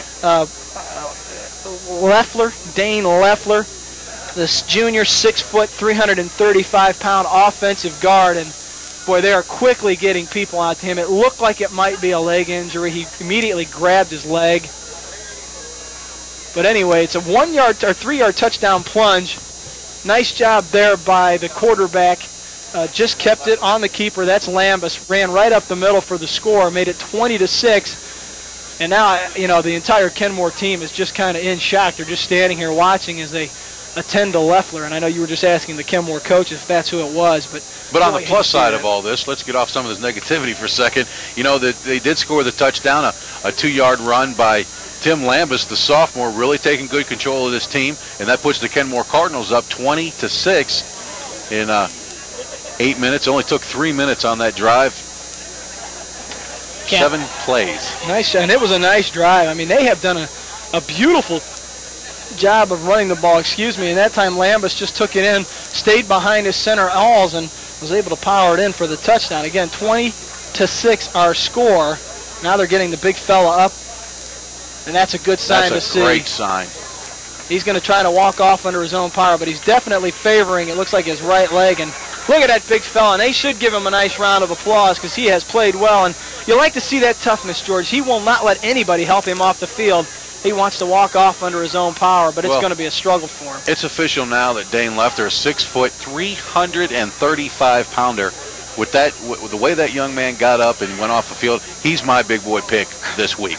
I'll tell you what, he is a load. And, of course, just a junior. You look at their offensive line. 2 sophomores, a freshman, a junior, just 1 senior. And that's impressive because you remember the quarterback is just a sophomore. Now, they do lose Kirksey to graduation, and they lose Nottingham. What about Peterson? They keep Peterson, though. He's only a sophomore. So they're going to have some talent back. Now they're going to go for the 2-point conversion again. The last time they tried this, they hit the tight end on a little keeper. This time they give it to Peterson up the middle. He's going to get close, but he will come up short. So a failed 2-point conversion, and then a late flag. I mean, a late flag. By the back judge. In the end zone. Let's wait and see what the call is here. Kick. The Central Howard kids are clapping their hands. They came up short on the 2-point conversion. They wanted to try to hit Peterson. Ooh, an unsportsmanlike conduct call. On Kenmore. And I'll tell you what, Coach Grimes is not going to be happy with that. That's not the style, and that's not typical of a Kenmore team anyway. You never see calls like that. But Coach Grimes, I'm sure, will find the guilty party.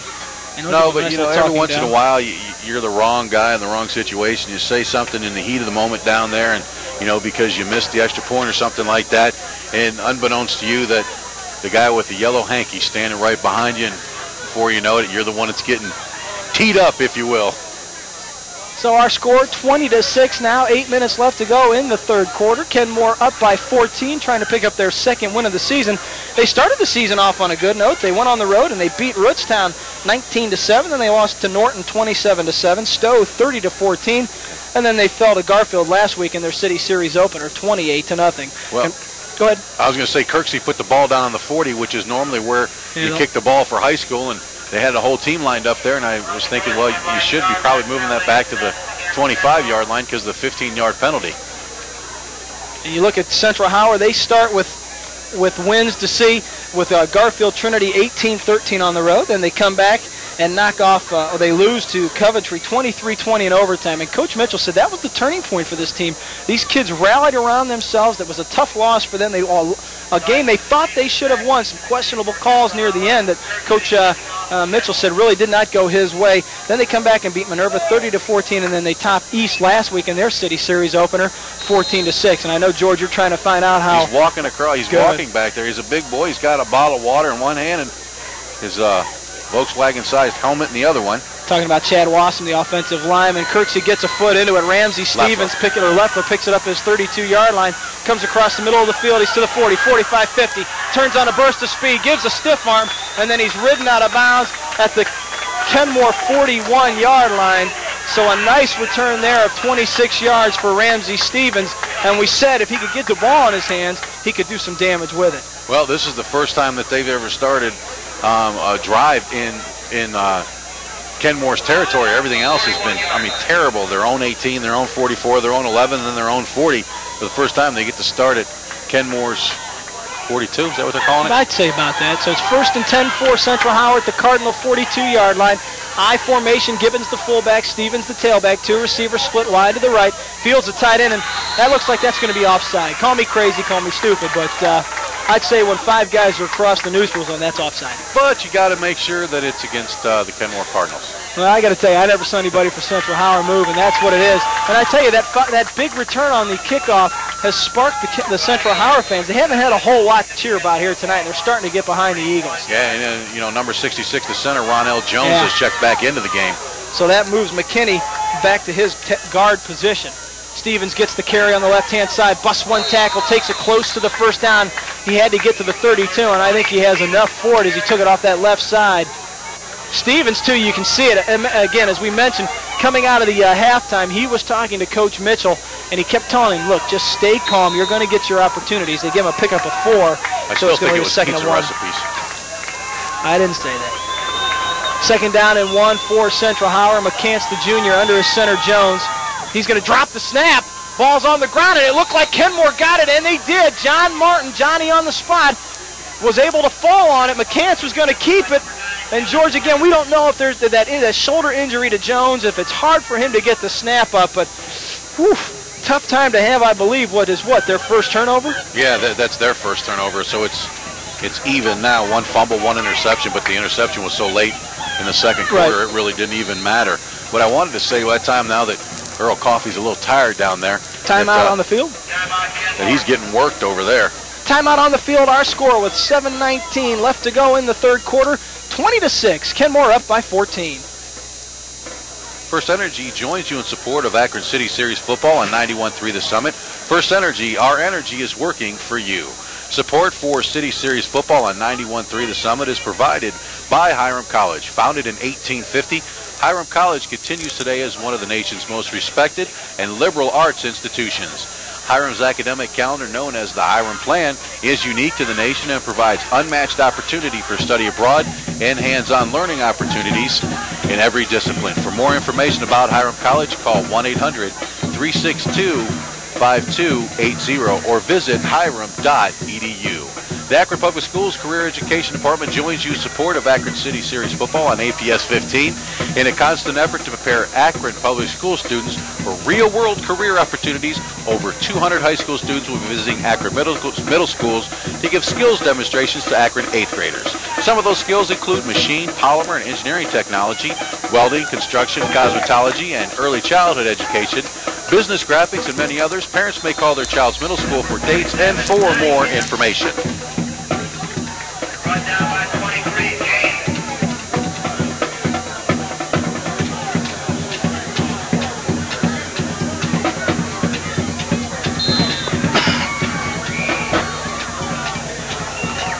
Where'd that start?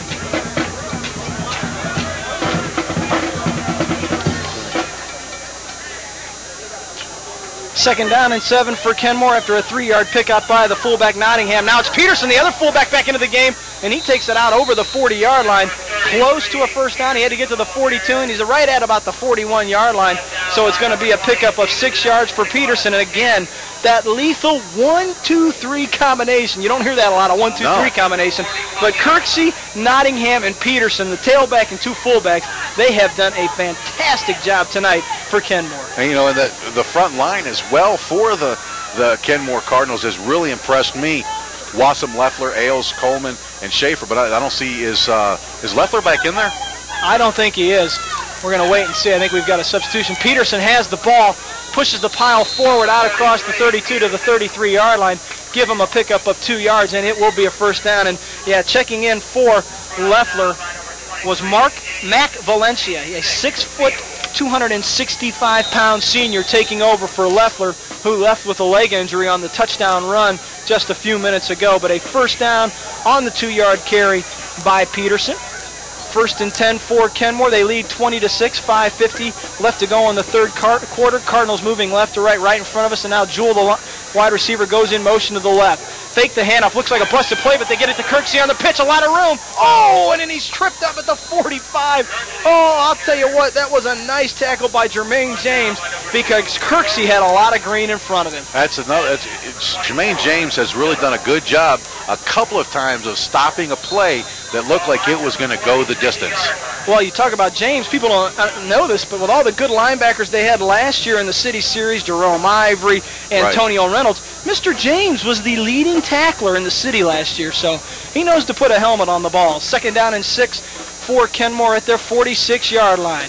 Deep tailback is Kirksey. Lambus, inside handoff to fullback Peterson, out to the 50, still on his feet, very close to a first down. He had to get to the Central Howard 47. He's going to be awful close on the pickup of 6 yards. Well, partner, that time, Central Howard stuffed 10 men in the box to try and stop the run. 10 men. They're doing everything they can, but they're just not having a whole lot of success with it. And you look at Mr. Kirksey, 21 carries, 144 yards, and they're going to come out and measure that. Just going to say that they're going to measure to see if the Kenmore Cardinals got the first down on that play as they stretch the chains out as far as they can, and we're getting pounded away by the band below us. And it looks like is he calling it just an inch or is he calling it first down? I can't tell what the hat's doing. Oh, he said he's missed it by about maybe 2 or 3 inches, the length of a hand to go. You look at the two fullbacks in this game, Peterson and Nottingham. Nottingham 9 carries for 50 yards. Peterson 9 carries for 43 yards and a touchdown. On the ground as a team, they have, hard to believe this, 243 yards rushing. And that makes the defense awfully tired. Oh, I'll tell you what, they have done a nice job. So it's 3rd and inches for Kenmore. Jewell, the receiver, comes in motion to the right. Lambus turns, gives it to Kirksey. First down and then some, covers up the football like all good backs do. Takes it to the 41-yard line. It's a pickup of 5 yards. The chains continue to move.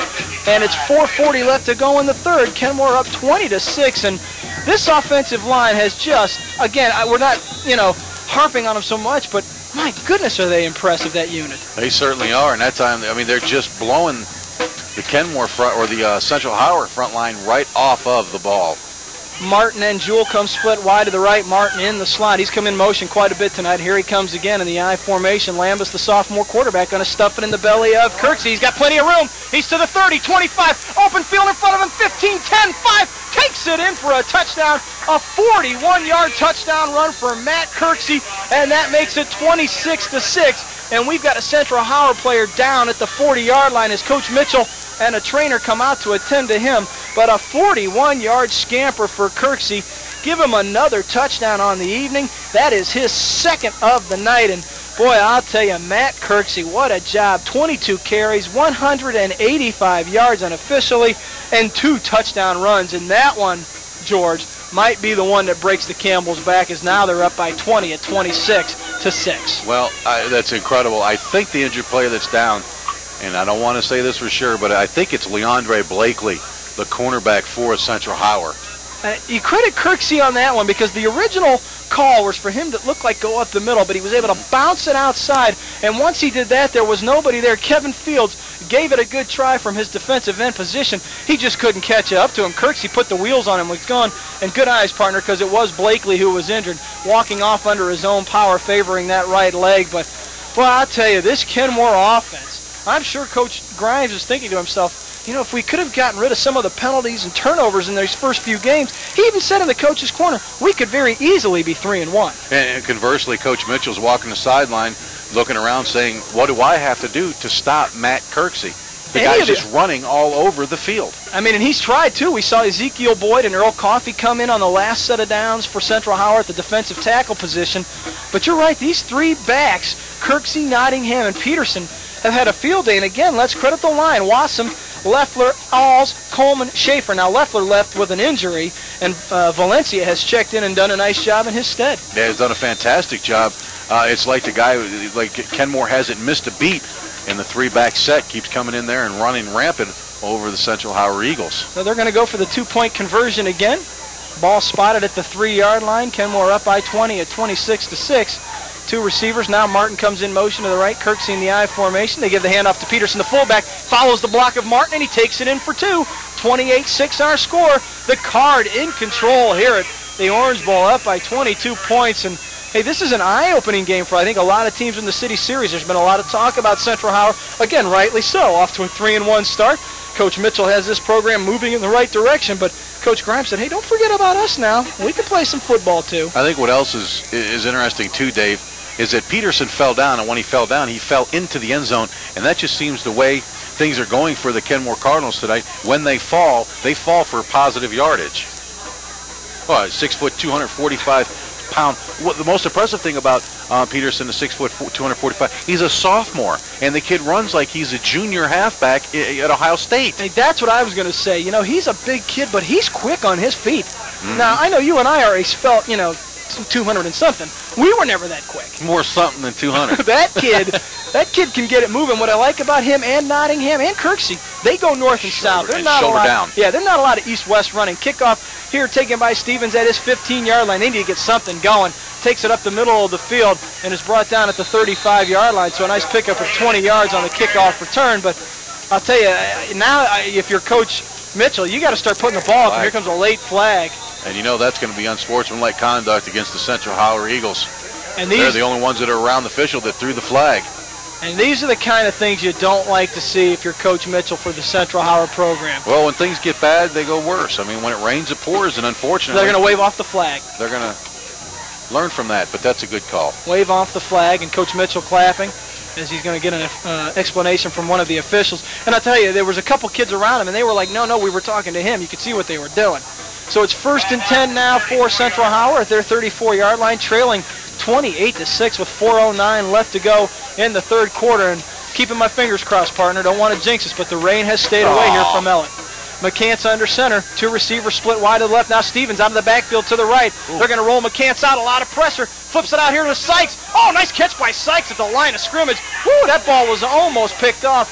A couple of the Kenmore Cards could make plays on it. Thomas was one of them.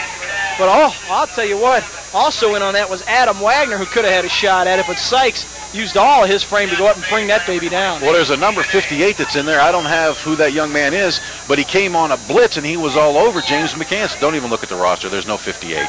Maybe we can ask the coaches right next to us over here. Maybe they can find out.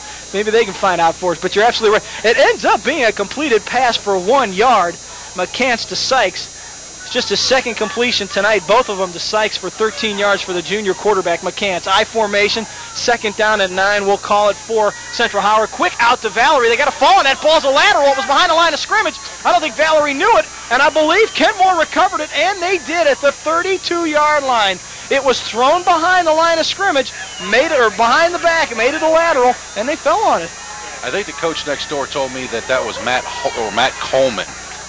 Number 58. I want to give credit where credit is due. He got through the line of scrimmage, and it was fantastic the way he was putting pressure on McCants. So it ends up being a fumble, and taking over at the Central Howard 32-yard line is Kenmore. They lead 28-6. Two receivers to the right as they move left to right in the white jerseys with the white helmet and the big K on it. Martin in motion to the left. Hit the handoff up the middle as Nottingham, the fullback, busts off one tackle, takes it down to the 28-yard line, give him a pickup of 3. 2nd down and 7 for Kenmore. And I'll tell you what, the offensive line just continues to find holes, but give a credit to the running backs as they give them officially a pickup of 4. When there's not a lot there, they keep their feet moving. That's what you like to see. They never really stop. Well, give credit also to the Kenmore Cardinals, because that's their second forced turnover tonight. So they're beneficiaries of a +1. Jalen Cutting checks in as a wide receiver. Jewell goes in motion to the left. Lambus turns, gives it to Kirksey. A lot of room, and then brought down. Nice job that time along that defensive line. Coming up and making the tackle was James. Or not James. No, it wasn't James. Who was on that tackle? That time it was Sean Whitlow, who was checked into the ball game for Central Howard. And comes up with a little hitch in his giddy up. Well, I tell you what, Dave, they've got some big kids down there on the Central Howard team. They're just right now just dejected and very, very upset. Well, you know, coming in, they were confident, 3-1. Their only loss was in overtime to Coventry on the road. Inside handoff to Nottingham. This time, nothing there. Central Howard finally sitting somebody inside and saying, just stand up and wait on it. Nottingham got back to the line of scrimmage. 4th down now. Let's see if Coach Grimes will go for it, or he'll just have Kirksey booted away. Well, see, that's one of the things that we talked about in the pregame too, Dave, was the Central Howard team not getting overconfident. We talked to Coach Mitchell about it. He said they weren't. They were loose. They were okay. So it didn't show in the ball play. But then their front line is just getting worked by the Kenmore Cardinals offensive line. 4th and 5 for Kenmore. They'll go for it. Lamb's a sophomore quarterback. They're going to try that inside handoff to Peterson. He's got plenty of room to the 20, 15, 10, 5, right down to the 5-yard line. As a matter of fact, that's where he's brought down, inside the 5, down to the 4.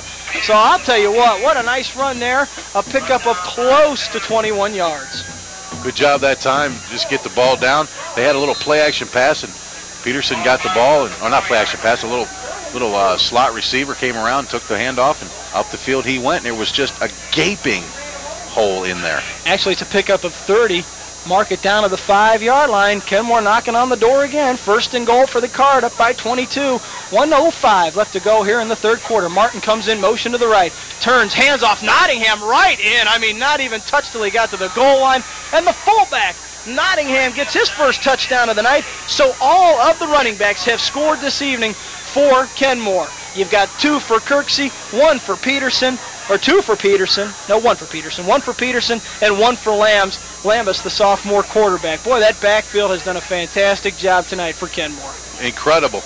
I'm just impressed with the way these men are able to hit the hole and then follow it up with positive yardage after the line of scrimmage. But they're not even getting touched. Very few times are any of the backs getting touched at the line of scrimmage, Dave. They're not getting any hits on them until they're 4, 5, 8 yards down the field. They'll go for 2 again. I formation. Nottingham in front of Kirksey.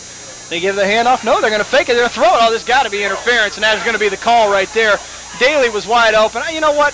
That's a tough call. They're going to give it on to Burton. But honestly, you know what? It looked like some incidental contact. Look, their feet got tangled up. But you got to call it. And then, I mean, there's no other way to see it. It was going to go to Daly, and they just got bumped. Well, that's really officially their 4th penalty of the evening. And shoot, I don't even know how to score this one in the books. But, I mean, there's nothing you can do. The official has to make that call. It'll be half the distance to the goal line. It'll move it right down close to the 2-yard line. It all starts the extra points and 2-point conversions at the 3. So they'll try it again. Again, Martin and Jewell, the receivers, out wide to the right. They're going to bring Martin in motion to the left. That kid's going to get tired just from running in motion all night long. They give it to Nottingham, the fullback, and that's an easy 2. Yeah, they're not going to stop that big fella when he gets ahead of steam moving. And, you know, I can't believe I'm about to say this. It is now 36-6. Kenmore up over Central Howard with 1 minute and 1 second left to go in the 3rd. Folks, this score was just 14-6 at half. And after the halftime, it's been a 3-minute, 7-play drive, a 2:35 7-minute drive, and a 2-minute and 15-second 7 or 5-play drive. Nothing but touchdowns. I mean, it has just been one heck of a performance by that Kenmore offense and that line. And again, though, we talked about this in the first half. Credit to the quarterback, Lamis. He has done a fantastic job. A sophomore, his first start. I'm trying to think. They've had one offensive penalty. I mean, as far as like an offside or something, did they even have one? No, nothing under his tutelage. He has done a great job of running this offense. Now, again, it's not that hard when you've got backs that are running as well as these 3, but don't take any credit away from the sophomore. He's only had 1 interception, and as you mentioned, that came late in the first half. Kickoff by, and Sykes and Stevens both look at it. They got to pick it up. He does it at 17-yard line. That's Sykes still on his feet, bouncing out to the 21. Then he bring him down at the 22, but he and Stevens, a little miscommunication. They both looked at each other. There's the ball bounced between them, but Central Howard will take over at their 22-yard line, down by 30 at 36-6. Well, you know, you hope that the Central Howard front 5 can come out and do something positive this time, and maybe get their running backs and Ramsey Stevens an opening. We've got Is that a new player checking in? Yeah, it looked Number like 64. I think Rennell Jones is coming out, and that might even be big Ezekiel Boyd getting some work on his jersey. Dante Carter. And I think that is Boyd who's coming out of his right tackle position. 1st and 10 for Central Howard at their 23-yard line. I formation, 2 receivers to the right.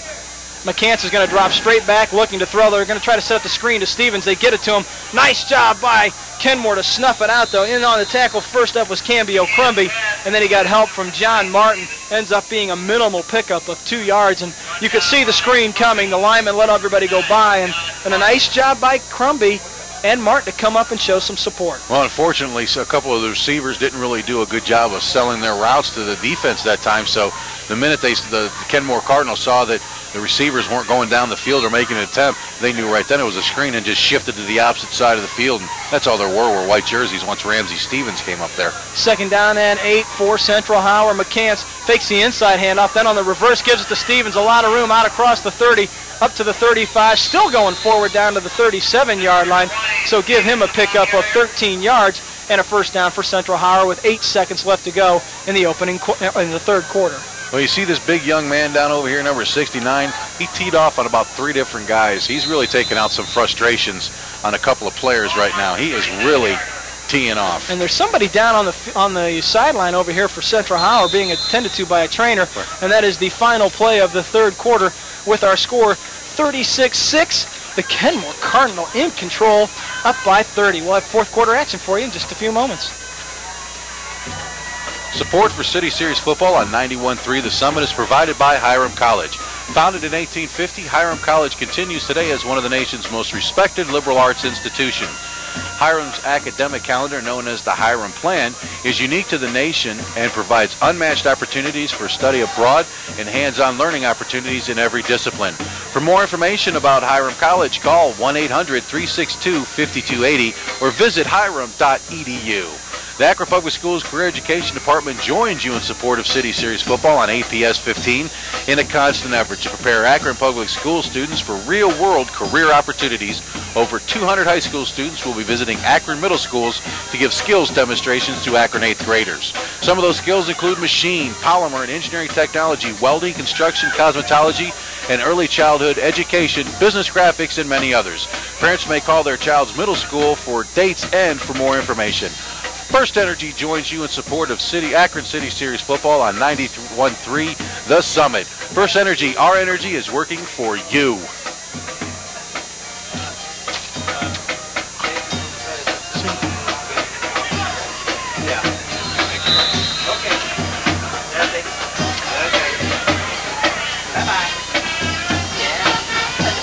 Number 42, give it to the ball carrier.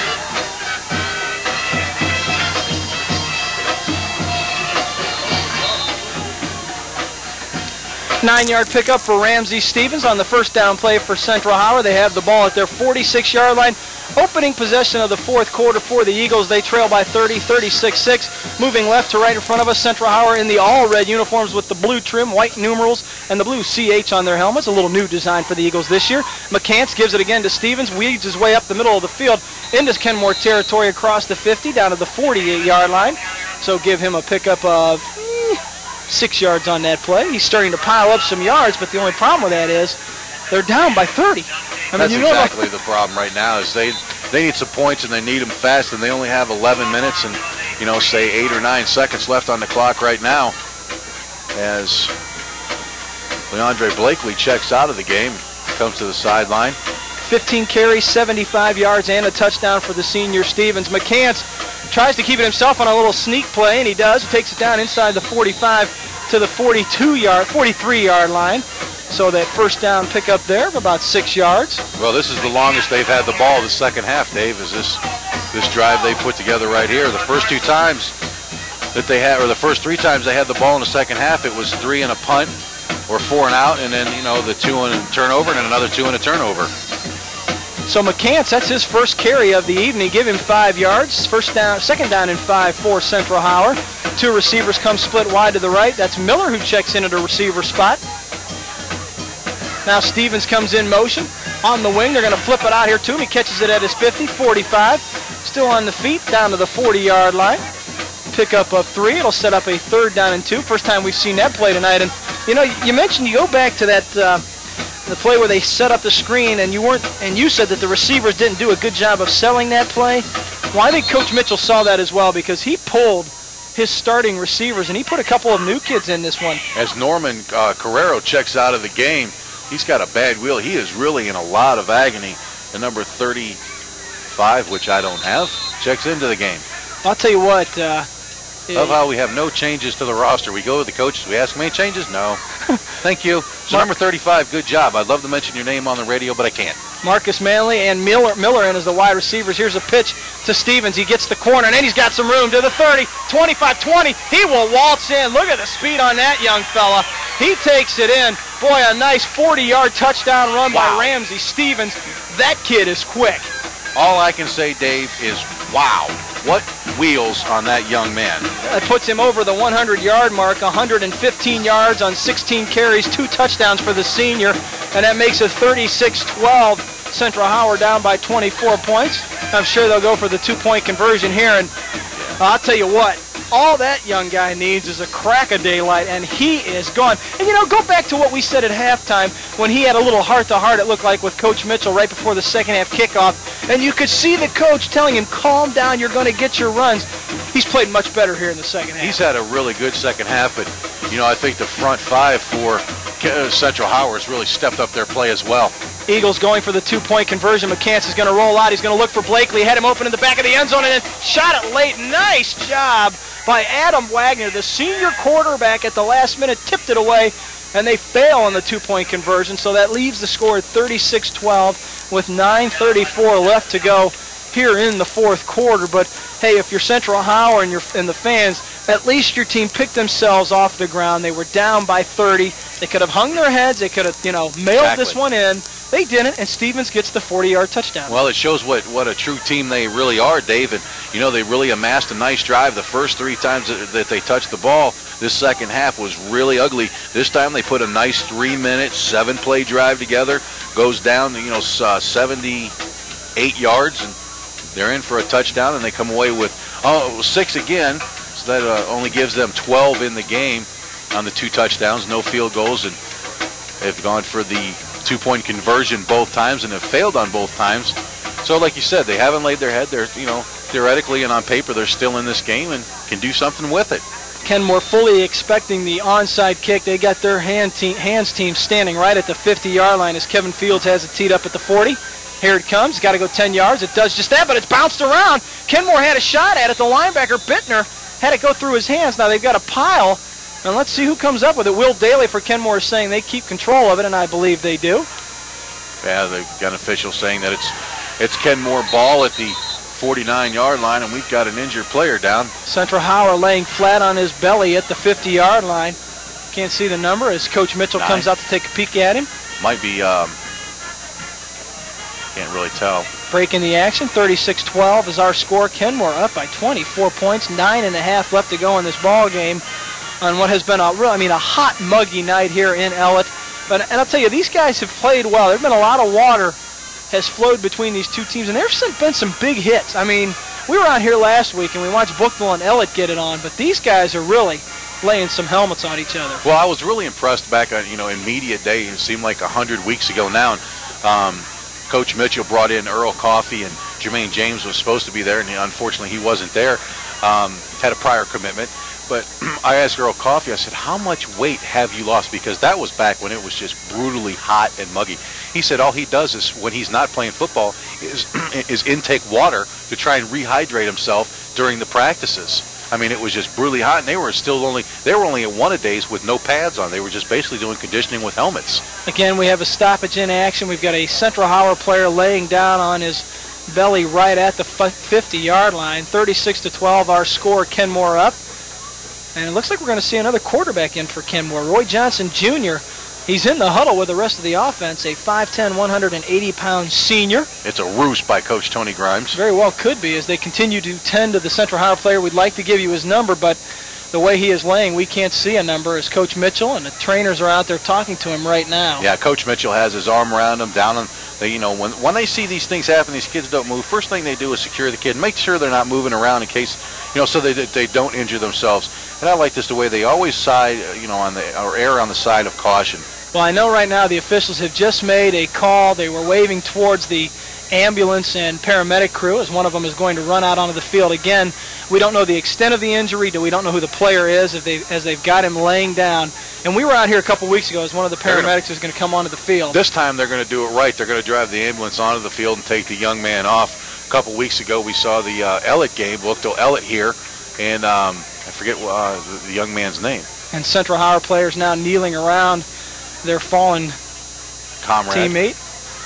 Who was it that got hurt for Ellett that night? Do you remember his name, Dave? Oh, Johnny Howell, the center. You and I had walked over to watch Johnny a ball Howell. game. And it turned out, they came in, they took him off, and it turned out later to be just a little stinger. A stinger. A neck and I stinger. tell you what, when you get a stinger, you think the world has come to an end and that a pack of bees is stinging your arm. If you've never had one of those, they are brutal. And if it's your first one that you've ever had, it is the worst thing that you could ever have happen to you. You're miserable. And now Coach Tony Grimes is going to take his Cardinal players off the field. The officials have them leave the field so they can bring the ambulance on the field without any chance of running over a player. Now the problem that they made here is they brought the ambulance on this side of the field, and there's a big ditch that runs across here. This is not going to be a pretty sight as they bring it onto the field. Again, we'd like to tell you who the player is. We cannot see his name or his number as he is laying on the field. They've got a lot of people out there tending to him. And Coach Mitchell in the thick of things. This shows what kind of a heart and what kind of a man that he is. Also got... Okay, we just got confirmation on the player. It's senior wide receiver Tony Sykes. I thought it was 7, but I wasn't sure. Ramsey Stevens is down there right to Sykes' side. Sykes is a very valuable player for the Central Howard Eagles, a 6'1", 190-pound senior wide receiver. Defensive back. He goes both. Back. And let's not forget, he's one of the star basketball player for Dwight Carter's Central Howard Eagles, too. So, I mean, right now there's been a hush. He's also a kick returner as well. He was on that onside kick attempt there. Again, Kenmore will have the ball, but right now all of that is irrelevant. They lead by 24, 36-12, 9:30 left to go in the ball game. But obviously none of that matters at this moment. Now you just worry for the safety of young Tony Sykes, the senior. But, you look at it, Kenmore tonight as we try to look at some other things as they tend to him. They have played a game that, quite honestly, I didn't know they had in them. They've run the ball well. They've done everything they can do to get this big lead. Again, up by 24 with 9:30 left to go, 36-12 our scores. They bring out a board now. The backboard. And they're going to try to get Sykes on it. Again, we mentioned you and I were out here a couple of weeks ago. Johnny Howell for Ellett, the center, was injured. They take every single precaution they can with these kids. They strap them down. They don't want any movement if they don't have to have it, and they get them out of here as fast as they can. And we'll get back to what Kenmore has done here tonight. The running game has just been unbelievable. Again, you look at Matt Kirksey, the job that he has put together tonight for Kenmore, well over 150 yards on this ball game. Hey, but how about Ramsey Stevens, the senior for Central Howard? We've heard so much about him. He now has 16 carries for 115 yards and 2 touchdowns, 1 touchdown run of 7, and the last score for Central Howard coming on a 40-yard touchdown run as well. So Ramsey Stevens has proven to be everything that we had heard he was going to be. But just tonight, I think you'd have to say, George, that the lines, the offensive line especially for Kenmore, has just taken control of this ball game. They've just dominated this ball game, Dave. That's why Kenmore has been able to really springboard some of these running backs the way that they have. Peterson, Nottingham, and Kirksey have just run all over this field. Kirksey's got a little more touches on the ball, so he has a little more yardage, but I mean to tell you, he's done a fantastic job. Coach Mitchell. And it is now, we can confirm it is Tony Sykes, as Coach Mitchell is talking to several of his players. Marcus Manley, who plays basketball with Sykes. Right, and he was over here on the side, looked like he was saying a few words to the man upstairs and really upset by what was going on. And Coach Mitchell came over and told him, look, this is what has happened to Tony Sykes. They're going to roll him over and try and get him onto the backboard properly. With as little movement as possible, they'll place that young man on the backboard and then they'll lift him up. We've got trainers and doctors and EMTs and you name it. They're out there taking care of him. I will say this, I did see him move his legs, so that's a good sign now as they roll him over to get him on his back. Again, if you're just joining us, 9 minutes, 30 seconds left to go in the ball game. Kenmore up 36-12 over Central Howard. Central Howard had just scored on a 40-yard touchdown run by senior tailback Ramsey Stevens. They set up for the onside kick. They got what they wanted. The ball went 10 yards. It went through the hand of one of the Kenmore kids, and Sykes was in on the play. He came storming in. He went face first on the field at the 50, and now he has laid there, I would say, for a good, 10 minutes. They have been out here working on him. That's exactly what they did. Now, like you said, they're taking every precaution. They will strap his legs down. They'll strap his waist down. They'll probably strap across his chest. And if they think that it's a head injury, what they'll probably do is go ahead and tape his helmet with it still on him. They'll tape his head to the backboard so you just minimize any movement that young man has. Because anytime you mention a neck area to a coach, a trainer, or anything, first thing what they'll do is they'll secure the position of the young man and not let him move that. Because if you do have a neck injury, you need to keep that, let the doctors take care of it at the hospital, do what they need to do. They'll be the ones to move him. Again, they've got him rolled over. He's on the board. And, boy, you can see Coach Jeff Mitchell is out there. I don't know if that's, who he's talking to. That might be the parents of Tony Sykes. We don't like to speculate, but some people did come out of the stands to check on him. And it's awful tough now for these kids to go back onto the field.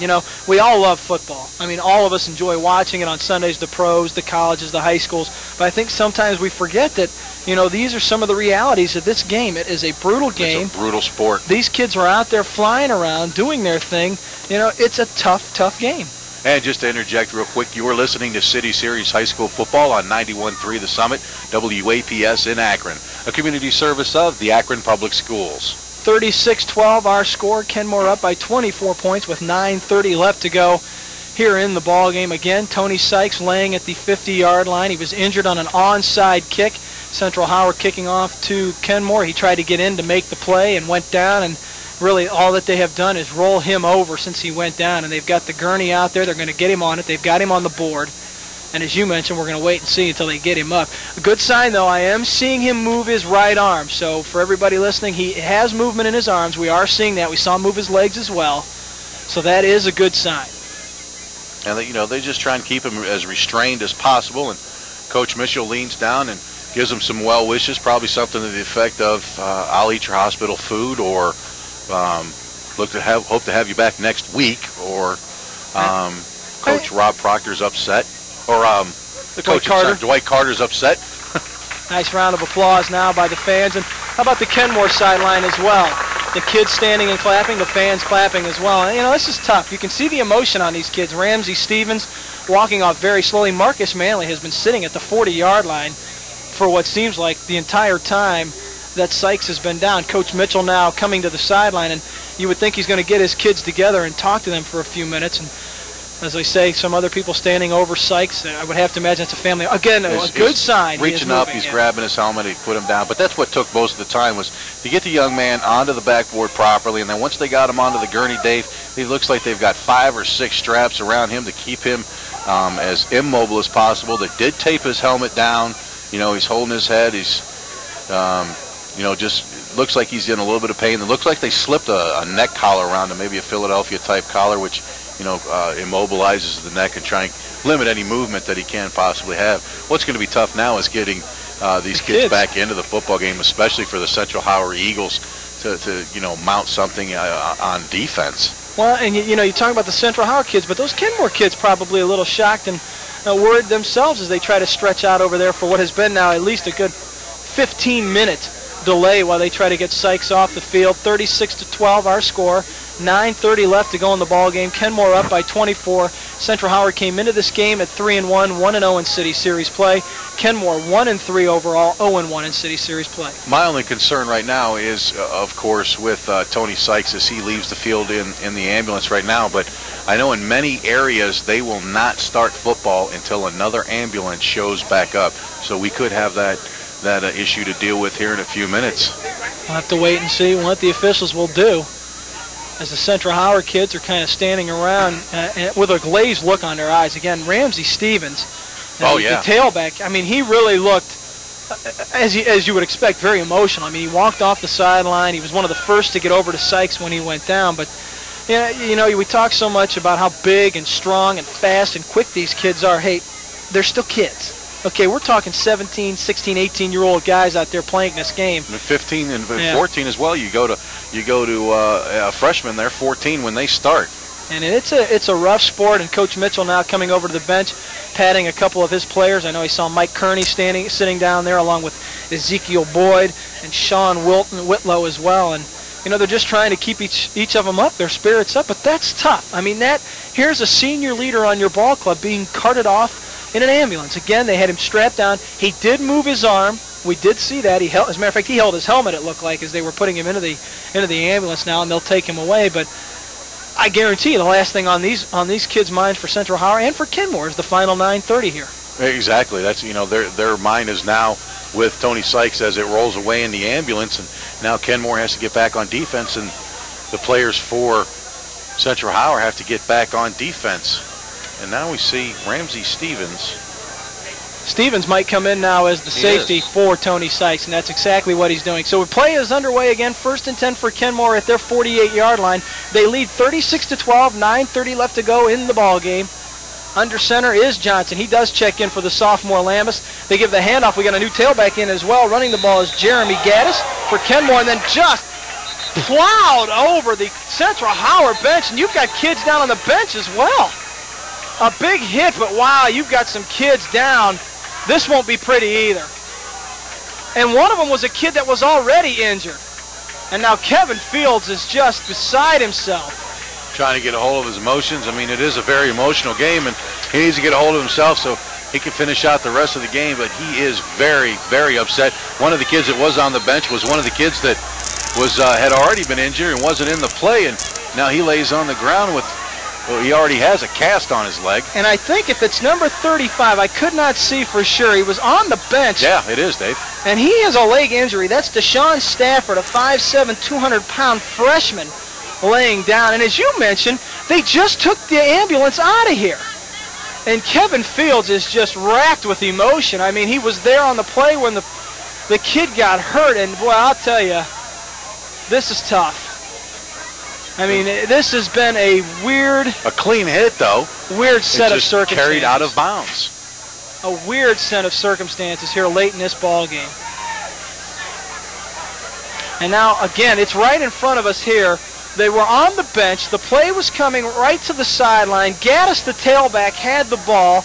And when he got to the sideline, they all converged. He couldn't slow himself down and ran right over the top of the Central Howard bench. Oh, my goodness. There was 3 guys sitting on the bench, and one of them was a player that's already hurt and hadn't, all he's wearing is a jersey because he hadn't dressed for tonight's game. A cast on his leg, and apparently he wasn't going to get any action tonight, but still a part of the Central Howard program. They're going to call the penalty because they're going to say he was pushed in the back against Central Howard to add insult to injury. No pun intended whatsoever, but, well, I got to tell you, my heart is in my throat right now. This has been, you and I have done this for the last few years, and I cannot ever remember seeing a set of circumstances like we have seen on 2 consecutive plays. What are they doing? Well, they're trying to get him back up, I think. Again, he has a walking boot on his right leg. Right, I'm talking about. Well, Kevin Fields is totally beside himself. He is as emotional as you are going to see a kid. There was a penalty against Central Howard. That's what I'm saying. There was a legal push in the back. But they just moved the ball 23 yards. Well, it's 15 yards from the spot of the foul, which was right here on the sidelines. Okay, so the down marker never moved after that. So it's going to be a first down for Kenmore. It's going to be at the 27-yard line of Central Howard. They lead 36-12 with 9:21 left to go in this ball game, and I'll tell you, Coach Jeff Mitchell right now is trying to calm down Fields, but right. That kid has seen a good friend of his, Tony Sykes, carted off in an ambulance. Now he sees another player who was just sitting on the bench already injured with a leg injury get run over. Again, 9:21 left to go in the ball game. 36-12 our score. Kenmore has the ball at the Central Howard 27-yard line. And Ezekiel Boyd is explaining to some of his teammates exactly what happened because he was sitting right there a few moments ago. He certainly was sitting there. But again, we think, because we can't see the number, but it sure does look like it's Deshaun Stafford a junior who was sitting on the bench and just got run over. I don't know how they can get this play back. They're going to try to get play going because of all this is on the sideline, but I would think they would want to wait till this kid they knew what was wrong with him. And that's what the officials are saying. Well, they have it. They wouldn't let Kenmore on offense. They wouldn't let them come to the line of scrimmage, and now the referee's going to set the ball for play. So it'll be 1st and 10. On the clock. For Kenmore at their 27-yard line. Give Gaddis 7 yards on the carry, and then they add on the 15-yard penalty. So it ends up being a 22-yard play for Kenmore. Johnson under center, turns, gives it to another tailback who just checked in after the injury, and that's DeMarcus Brown. There goes the flag. I knew this one's going to get ugly. Unsportsmanlike conduct against Central Howard. Now this might be a game. It's just going to turn ugly. And I got to tell you, I didn't see who the call was on. I did, but I'm not going to mention the young man's name. The play was over, and he tackled an offensive lineman is what the young man did. He tackled Chad Wassam. So Brown. Now Coach Mitchell takes a timeout. First one of the second half. Heck, that's his first one of the game. And that's a good timeout, too. He sees this starting to slip away from him. It is 35, Dave. He's now on his crutches coming away and going to move away from the sideline a little bit. I don't blame him. Have him come up here with us. He might not like what I say. But I'll tell you what, he's going to come over here and, boy, he took a shot. There's no doubt about it. But you know what he didn't do? He didn't rub it. You don't rub it. I'll tell you what, I'm not going to say anything because that kid took a shot. Oh, yeah, he did, especially if big Ezekiel Boyd landed on top of him as well. So they tack on that 15-yard penalty. Now it's 1st and 10 for Kenmore at the Central Howard 12-yard line. The play started on their own 49. Well, they've had 30 yards in penalties in 2 plays. Right. 36-12 our score. Kenmore in control, up by 24. Now control the main word here because the officials and the coaches have to get it, especially on the Central Howard. Not saying that these kids are cheap shots. They're just emotional. They've seen 2 kids go down. One taken off in an ambulance, Tony Sykes, with what looked to be a neck injury. And I think the Central Howard sideline, the kids that are on the sideline, think that the play was intentional out of bounds. And there's no way that was. No. 1st and 10 for Kenmore at the 11. Johnson fakes the handoff. He's going to keep it himself. Takes it inside the 10 down to about the 9-yard line. It's a pickup of 2 yards. Johnson again, a 5'10", 180-pound senior. Nice job tonight by the starting quarterback. Tim Lambus did a nice job for Kenmore running the offense. Wasn't that hard, though, tonight when you've had the 3 stud running backs, Peterson, Nottingham, and led by Kirksey. Those guys have done the bulk of the job. As we go back to the front line again, but I think one thing that's really impressive is number 74, Chad Wassam. He's only a freshman. He'll continue to grow for the next 4 years. They've got some big bubbles on that line, that is for sure. 2nd down and 9. They hand it off to Nottingham. The fullback carries some guys with him. He will not go down easily. Takes it down to the 8-yard line. Give him a pickup of 2. I'll give him whatever he wants because that's a load. 180 nothing. That young man is just nothing but solid muscle. He's got 14 carries, 62 yards, and he also has a touchdown as well tonight. So everyone in the backfield. As a fullback, Dave. Yeah. As a fullback. Well, the other fullback, Peterson, let's not forget about that young fella. I mean, he's a load. He's only a sophomore, so, the City Series teams, you'll get a dose of this Peterson against this year and then for 2 more years. He's got 10 carries for 46 yards. Johnson under center brings Martin in motion to the right, but a flag will come down. Dead ball, foul. Ball start. Moving back 5 yards, and Johnson saying to the official, "What? I didn't do anything. I stood my ground here." But now that backs him up 5 yards. So what was a fairly penalty-free game with a couple here and there has now gone to each team having 6 penalties. It definitely went downhill. 36-12 our score, 7:15 left to go. Kenmore up by 24 points, looking to add to that lead as they have a 3rd down and 11 now at the Central Howard, call it 13-yard line. In motion comes Martin to the right. Johnson's going to hand it off to Gaddis off the right side. He's got a big hole, takes it close to the goal line, down to the 3-yard line. He will be down. Now the ball came loose, and we've got more shoving and pushing going on over here. The referee said that the ball was down. A couple of the players getting into it. Could very well offset. I don't know that it will. The ball was dropped by Gaddis, but they're going to say he was down. Now let's see what the officials have. And the backup ambulance is just now pulling into the parking lot. Unsportsmanlike conduct against Central Howard. And that's it. And that'll be it. So that's That'll be their half. Where are they starting at the 5? So it'll go to the 2.5 yard line. So that will make it 1st and goal now for Kenmore. Wow. At the 2. That's a generous half the distance.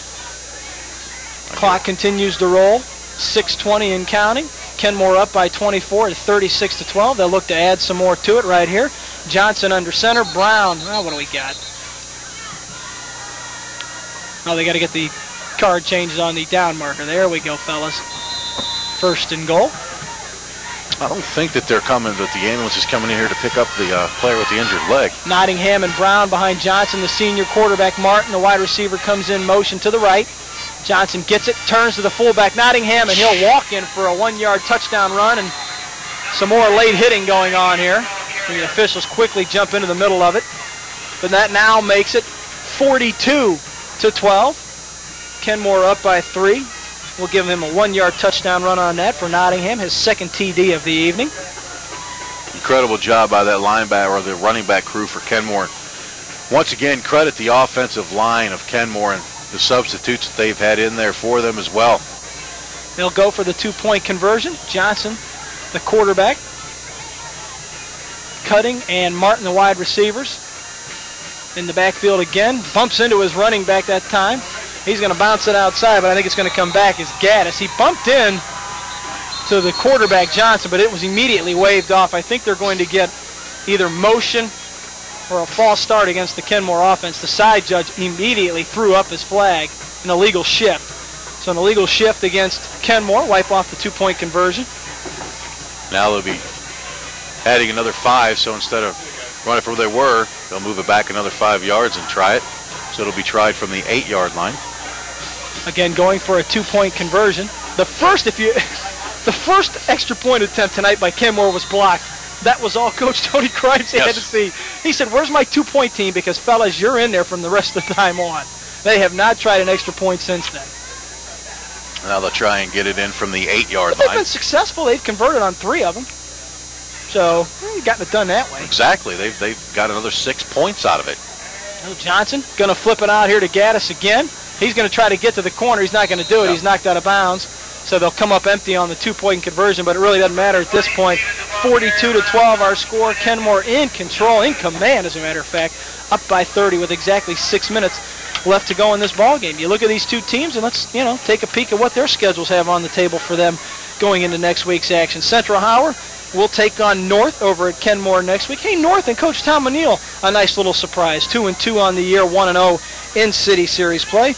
And for the Kenmore Cardinals and Coach Tony Grimes, well, they got a tough one next week. They get Buchtel next week over at Buchtel, so it won't be an easy week when they get this one. Next Friday night, we'll be at the Rubber Bowl for our first visit to the Rubber Bowl. It'll be Garfield and Firestone. Our first look at Coach Bob Sachs and then Coach Rob Proctor of the Firestone Falcons. Falcons off to a slow start as well. I believe coming into tonight's action, 1-3. I think they might not even have a win. No, they beat Springfield. Right, they beat Springfield, so they're 1-3. And Garfield is 2-1, 2-2. 2-2. Ball bounces at the 12-yard line. Better pick it up. That's Deion Miller on the kickoff return. Comes back into the middle of the field and then is hit at the 25-yard line. He'll be brought down right there. So Central Howard will take over right at their 25-yard line. 1st and 10 for the Eagles. Now they mark him down at the 24. Central Howard, I would have to say this is a major disappointment for Coach Jeff Mitchell and his Eagles, down by 30 at 42-12. And one of my keys to the game was simply stay focused. I got to tell you, I don't think that this team had the focus that they probably had in the first 4 weeks. Well, I think when they came in here tonight being 3-1, I thought that maybe, you're looking across the field at a team that's 1-3. I think they looked past Kenmore a little bit, as did some other people. They might have. You could very well be right. McCants is going to look to throw it.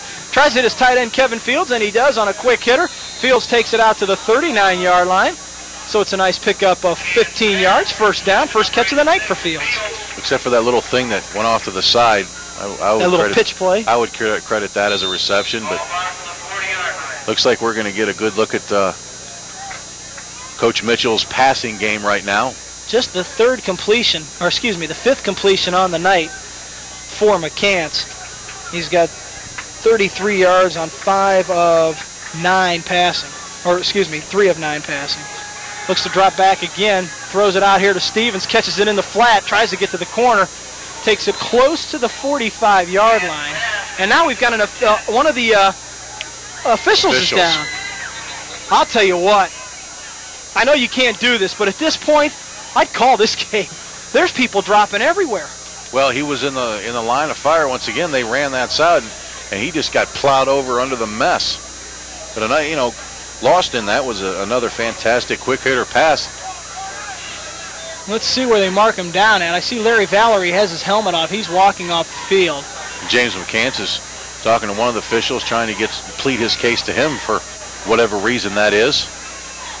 They take the ball out to the 44-yard line. Yeah, Larry Valerie over here on the sideline with a bottle of water and his helmet off. I can't tell if it's one of the chain gang officials or if it's one of the officials. Here, let me look. Okay, why don't you do that for me? But whoever it is, he's sitting at the far side on the Kenmore sideline, right at about the 37-yard line.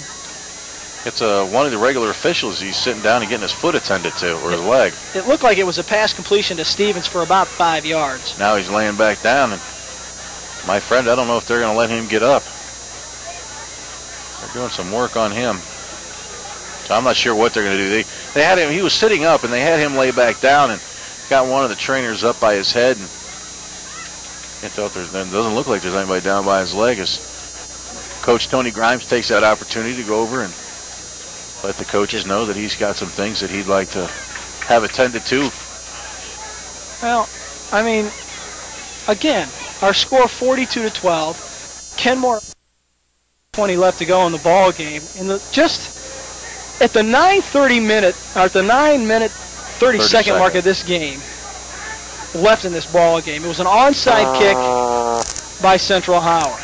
Tony Sykes, who was trying to recover it, was injured. Hurt, we believe, was his neck. Was carted off in an ambulance. Again, if you're just joining us, he was moving his arms and his legs, so there's a good sign there. On the very next play, a Kenmore running back, Gaddis, was running to the Central Howard sideline. He was bumped out of bounds, ran right over the top of the Central Howard bench, where one of the other players for Central Howard, Deshaun Stafford, who's hurt with a leg injury, was run over. Got an ankle cast on. There was at least a 10-minute stoppage in play while they tried to get him back up and running. So in that span, now we have an official who was run over on a pass play to Ramsey Stevens for Central Howard. Who is still laying down, and it doesn't look like they're going to have him get up at any point in time. And don't forget, prior to that too, Dave, we had an official that was on the sideline over here. Right. That was holding his left side like something was ailing him. And he finally got up and told the other officials that he's okay. I guess they're going to try. Well, it looks like they were going to ready the field. Now the official in the middle of the field is gathering up two of the players. Ramsey Stevens for Central Howard. I can't tell who the other players, and they're going to take him off the field, I think. The Kenmore team has gone to the sideline. Wish we could get an official word what was going on. We could pass it along to you. All we know right now is they're not playing any football. It's 42-12 in favor of the Kenmore Cardinals over the Central Howard Eagles with 5:20 left in the game. And again, just looking across the sideline, the official is laying on his back right at about the 37-yard line on the Kenmore sideline. Now they've got the paramedics are over there. The Kenmore training staff is attending to him as well. Well, they haven't started up either two of the ambulances to bring them in. They're still on the sideline. Whether that's a good thing or a bad thing, I don't know, but they haven't brought him on the field or brought him in here to get him. It's like the officials telling them, what's going on and what they're going to do. They could actually run with the four-man crew. Well, right now they've taken both the teams, have headed to the sidelines. The Central Howard is going to come over and I assume talk to Coach Jeff Mitchell. Again, the official is laying down at the 37-yard line. Now an official is going to come over, I think, and talk to Central Howard coach Jeff Mitchell. As the Kenmore Cardinals are up over Central Howard Eagles by a score of 42-20, still sitting at the 5:20 mark. Left in the game, trying to get out of here in one piece at the, like Dave said, at the 9:30 mark. Everything went downhill. I think Coach Mitchell's trying to get an explanation on what happened on the play. It was first down and 10 for Central Howard. So our score is 42-12, 5:20 left to go in the game. We're going to break here. and we'll be back in just a few moments. Again, your score 42-12, Kenmore up by 30, 5:20 left to go in the ball game. You're listening to City Series football on 91.3 The Summit, WAPS. Support for City Series football on 91.3 The Summit is provided by Hiram College. Founded in 1850, Hiram College continues today as one of the nation's most respected liberal arts institutions. Hiram's academic calendar, known as the Hiram Plan, is unique to the nation and provides unmatched opportunities for study abroad and hands-on learning opportunities in every discipline. For information about Hiram College, call 1-800-362-5280 or visit hiram.edu.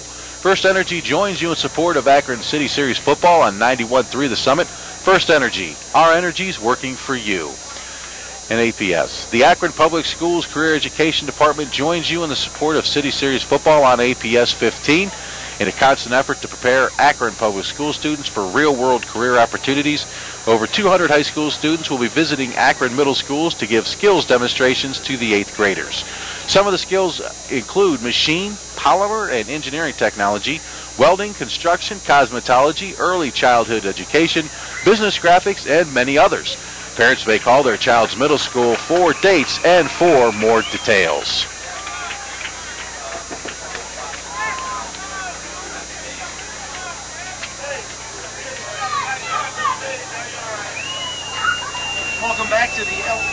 Welcome back to the Elliott Orange Bowl. 42-12 our score. The official has finally gotten up. Now, something interesting here. Coach Tony Grimes and Coach Jeff Mitchell are talking with the head referee. I don't know what they're discussing, but it's a 30-point lead right now for Kenmore with 5:20 left to go in the ball game. Two coaches have discussed what they want to do. All right, Coach Mitchell is standing there talking to his officials, or to his coaching staff. Whatever it is, he's not happy about. I can tell you that right now. So we are going to get play underway. It is going to be 2nd down and 5 after the 5-yard pass completion to Ramsey Stevens. Took it out to the 44-yard line. Central Howard down by 30 at 42-12. McCants has him under center, the junior quarterback. Stevens, the tailback deep. He gets the hand up on the draw. Gets away from a few blockers to the 50, and then he's brought down at the 48-yard line. So give him a pickup of 7 yards. Ramsey Stevens still running hard. And Eric Harris, the linebacker for Central Howard, or for Kenmore Cardinals, was all in the backfield, almost took the handoff and slammed James McCants to the ground, thinking he still had the ball. 1st and 10 for Central Howard at the Kenmore 48-yard line. McCants going to look to roll out. He's going to throw. It's going to be intercepted. Boy, nice job there by Sidney Davis. Picks it off at the 40 and then brought down at the 35-yard line. Davis just read the eyes of McCants, followed him across the line of scrimmage, and the linebacker picked it off and took it right down to the Central Howard 35-yard line. Well, all he had to do was step right in front of the ball. I don't know if James McCants saw him or what he was doing, but he lined up and went to throw the ball downfield, but it was a perfect strike that time to number 32, Sidney Davis. So we're going to get to know our depth chart here pretty soon because wholesale changes. Coach Grimes is emptying the benches, giving everybody a chance to play in this one. Again, 30-point lead for Kenmore, 42-12, 4:39 and counting here in this ball game. Split wide to the right are Jewell and Martin. Deep in the backfield now, Nottingham, the fullback, moves out. Tailback is Brown all by himself. And, well, I'd say that's offside. That'll give a 5 free-yard play to the Kenmore Cardinals. There's a little guy out there. I'm clear up here, and he looks little, so I'm not too threatened. The tailback, that's Marcus Brown. DeMarcus Brown. Ryan Brown, 5'10", 150. Number 44, Ryan Brown, is not 5'10". I'm sorry. Look at him there on the end. Well, I don't know if he's 150 either. Well, wait a minute. He's also standing next to big old Leffler. Big old Leffler, who stands 245, 6'2", so he might be. Johnson has him under center. 2nd down and 5. They pitch it to Brown. He gets bumped by one. Tries to get around one. Gets brought down, though, by Edwin Taylor. Look at that little fella still run. Gets it back to the original line of scrimmage. It was a deep pitch, and I'll tell you what, the officials have seen enough of this ball game, partner. He was bumped out of bounds, but they're going to keep that clock rolling. They are not going to stop it. Yeah, number 38, DeMarcus Brown, a 5'6", 140-pound junior. So, like Dave said, Coach Grimes going to empty out the depth chart here. Hey, he's a little fella, too. There ain't a whole lot to him. But he's quick, that's for sure. Clock at 3:30, 42-12 our score. Kenmore will improve to 2-3 overall, 1-0 in City Series play. Central Howard falls to 3-2, 1-1 in City Series play. Martin comes in motion to the left. Again, this time the handoff deep to Gaddis. He's got plenty of room. 25, 20, 15, 10, 5, and he will waltz in a 30-yard touchdown run just like that. Jeremy Gaddis, and again, that offensive line for Kenmore. You know, if I could give out a game ball to a player, I'd give out 5 of them to that offensive line. What a job by Wassam, Leffler, Alls, Coleman, Schaefer, and then checking in for the injured. Who was it that went down? Was that Leffler that went down? Was Mac Valencia has done a nice job as well. 48-12 our score. 30-yard touchdown scamper by Gaddis. Here's that both of these teams will leave out of here and be 1-1 in City Series play. Unbelievable. What a job. Well, they'll go for the 2-point conversion again. Why not? They've tried it all night long.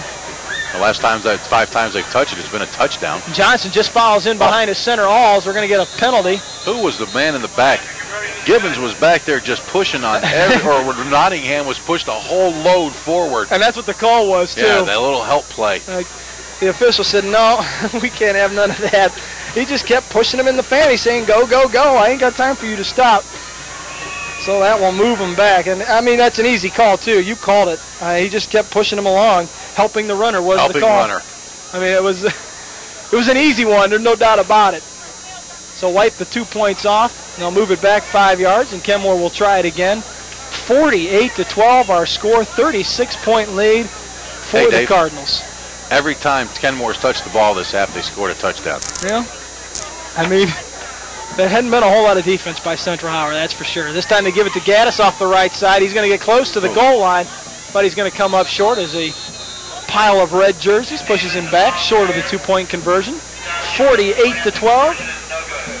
You know, it was funny. We were talking to David Lee Morgan from the Beacon Journal before this game, and he was saying, well, what do you think? I said, well, I mean, the way they're playing, you got to go with Central Howard. I said, but don't count out Kenmore and Coach Tony Primes. Right. Exactly. Well, because both of us knew that a lot of things that to come out were some dumb mental mistakes on their part and also some turnovers. And you can't control sometimes what the officials do. Sometimes they see something that was a little more aggressive than it actually was. So they had some penalties that hampered their play. But overall, they've had some pretty solid play in the first 4 weeks of football.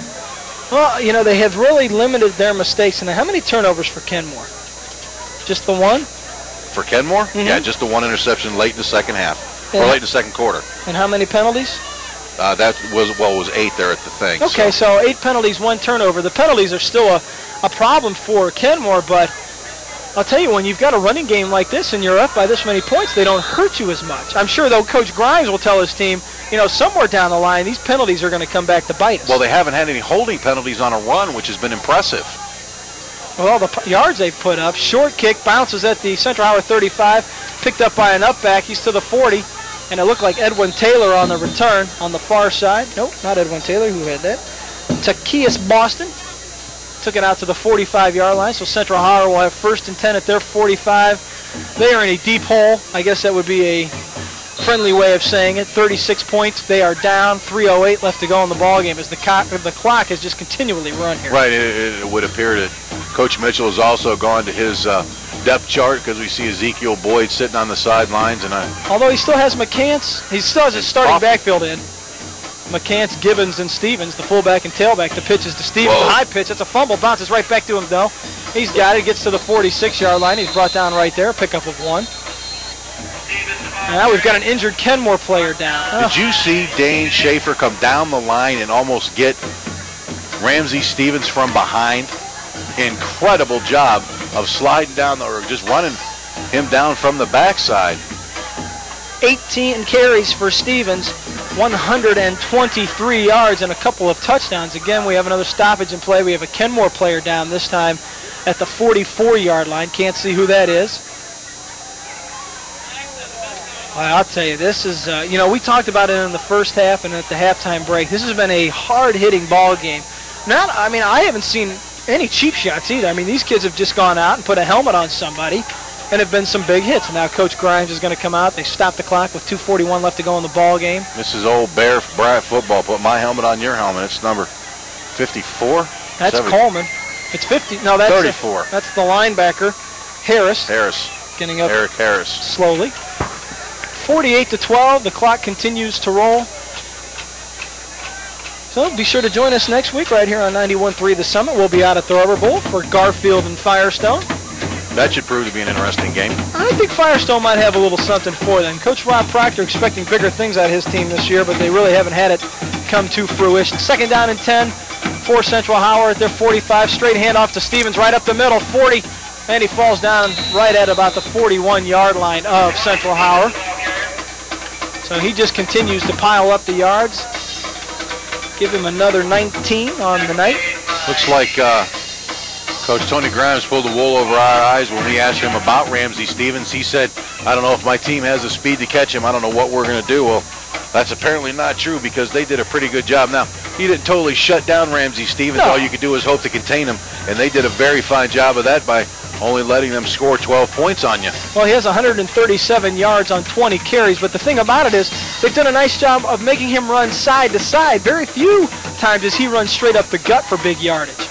McCants under center again, 1st and 10. They'll give it to Stevens again. This time he goes up the middle, takes it down to the 35-yard line, so give him another 6 yards. As he just adds on to his stats. Under a minute 30 left to go, 48-12. Kenmore again will now move to 2-3 on the year, 1-1 in City Series play. Central Howard falls to 3-2, 1-1. Going to be a log jam at 1-1 in the City Series. You're not kidding, it is. Of course, tomorrow's ball games, Bookdale at East and Ellett and Firestone hooking up. 60 seconds left to go here at Ellett tonight, 48-12. Central Howard trying to get something positive. McCants dropped the snap, and that's got to be 2 or 3 times we've seen that this evening. Hey, you're hot down there. You're sweaty. You're trying to get back. You were anxious to work the play to get it where it has to go, and that happens. Well, that actually gives them a pickup of a yard. Well, now they're going to say he fell forward for the 1st down. So a pickup of 3 yards on the fumble snap, but he was able to pick it up. And I'd like to say home field advantage, because Central Howard is the home field, but this is in their home. This is in their home. The Ellett Orange Bowl. The Orange Bowl. Valerie and Miller, the wide receivers, split wide to the left. Valerie out wide. Miller in the slot. I formation again behind the junior quarterback McCants. Takes the snap, gives it to his fullback Gibbons, on what should probably be the final play of the ball game, and I would think it was as the clock winds its way down to 15 seconds. Well, George, an impressive showing here tonight by Kenmore. These guys came out fired up. Oh, did Central Howard take a timeout? No, they didn't. Yes, they did. Coach, well, we saw earlier, that's their 2nd time out, by the way.